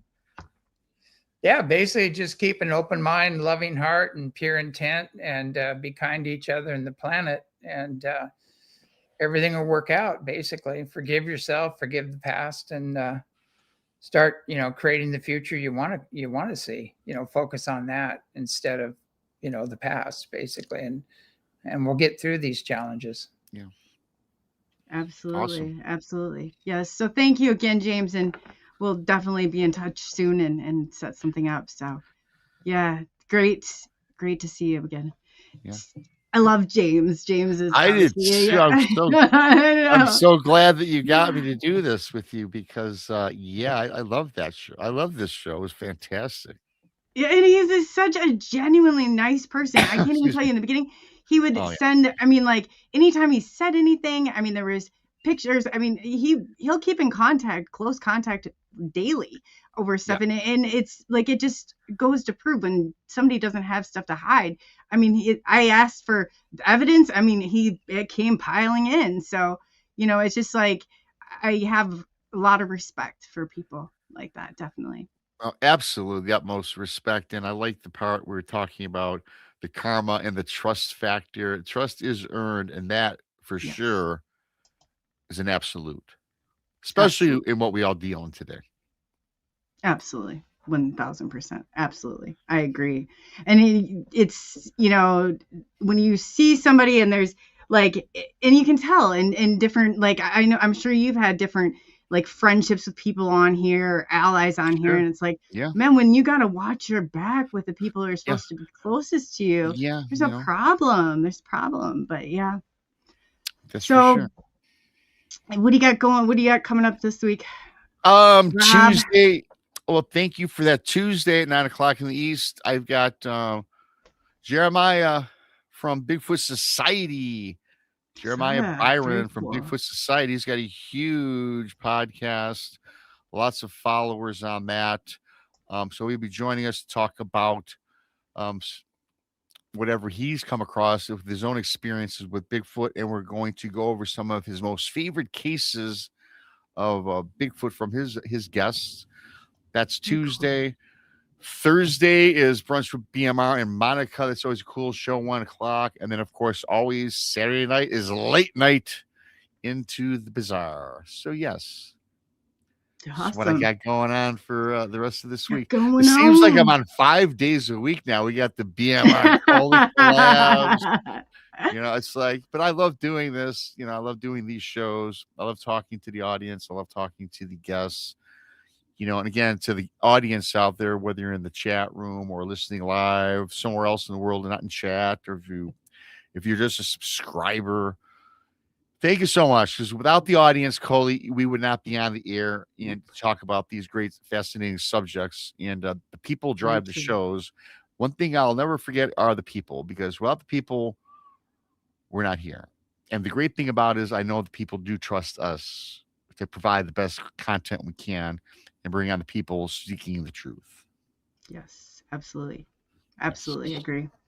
So I do. I never take this for granted, not for a minute. Nope. I appreciate every single person, because it's, it's like you get to ask those questions and those experiences. Like I remember sitting there and I'd have like a subscriber, nobody would even respond. And I was like, okay, well, I guess I need some subscribers in to like get some answers. So now I feel so fortunate that these questions that I have and these crazy experiences that I have, I get to ask to the people themselves. So I do not take that for granted. And I do appreciate every single one. And I know you don't. I mean, and everybody out there, and I know, Cole, you've done this many times, and now back with this channel, you're getting close to that 1,000 mark, everybody. Oh, yeah. I know, and I said in the beginning, I apologize because this is my third YouTube. Yeah. This one came back dismantled, but I just legitimately started it up a year ago. And it's hard once you had something taken from you. We're just doing it differently, you know. That's why I give you a lot of credit. I didn't want to get attached at first. I was like, I hear you. But your patience and your perseverance to do this again is awesome. It's a credit to you and what you're all about. So I definitely respect that about you.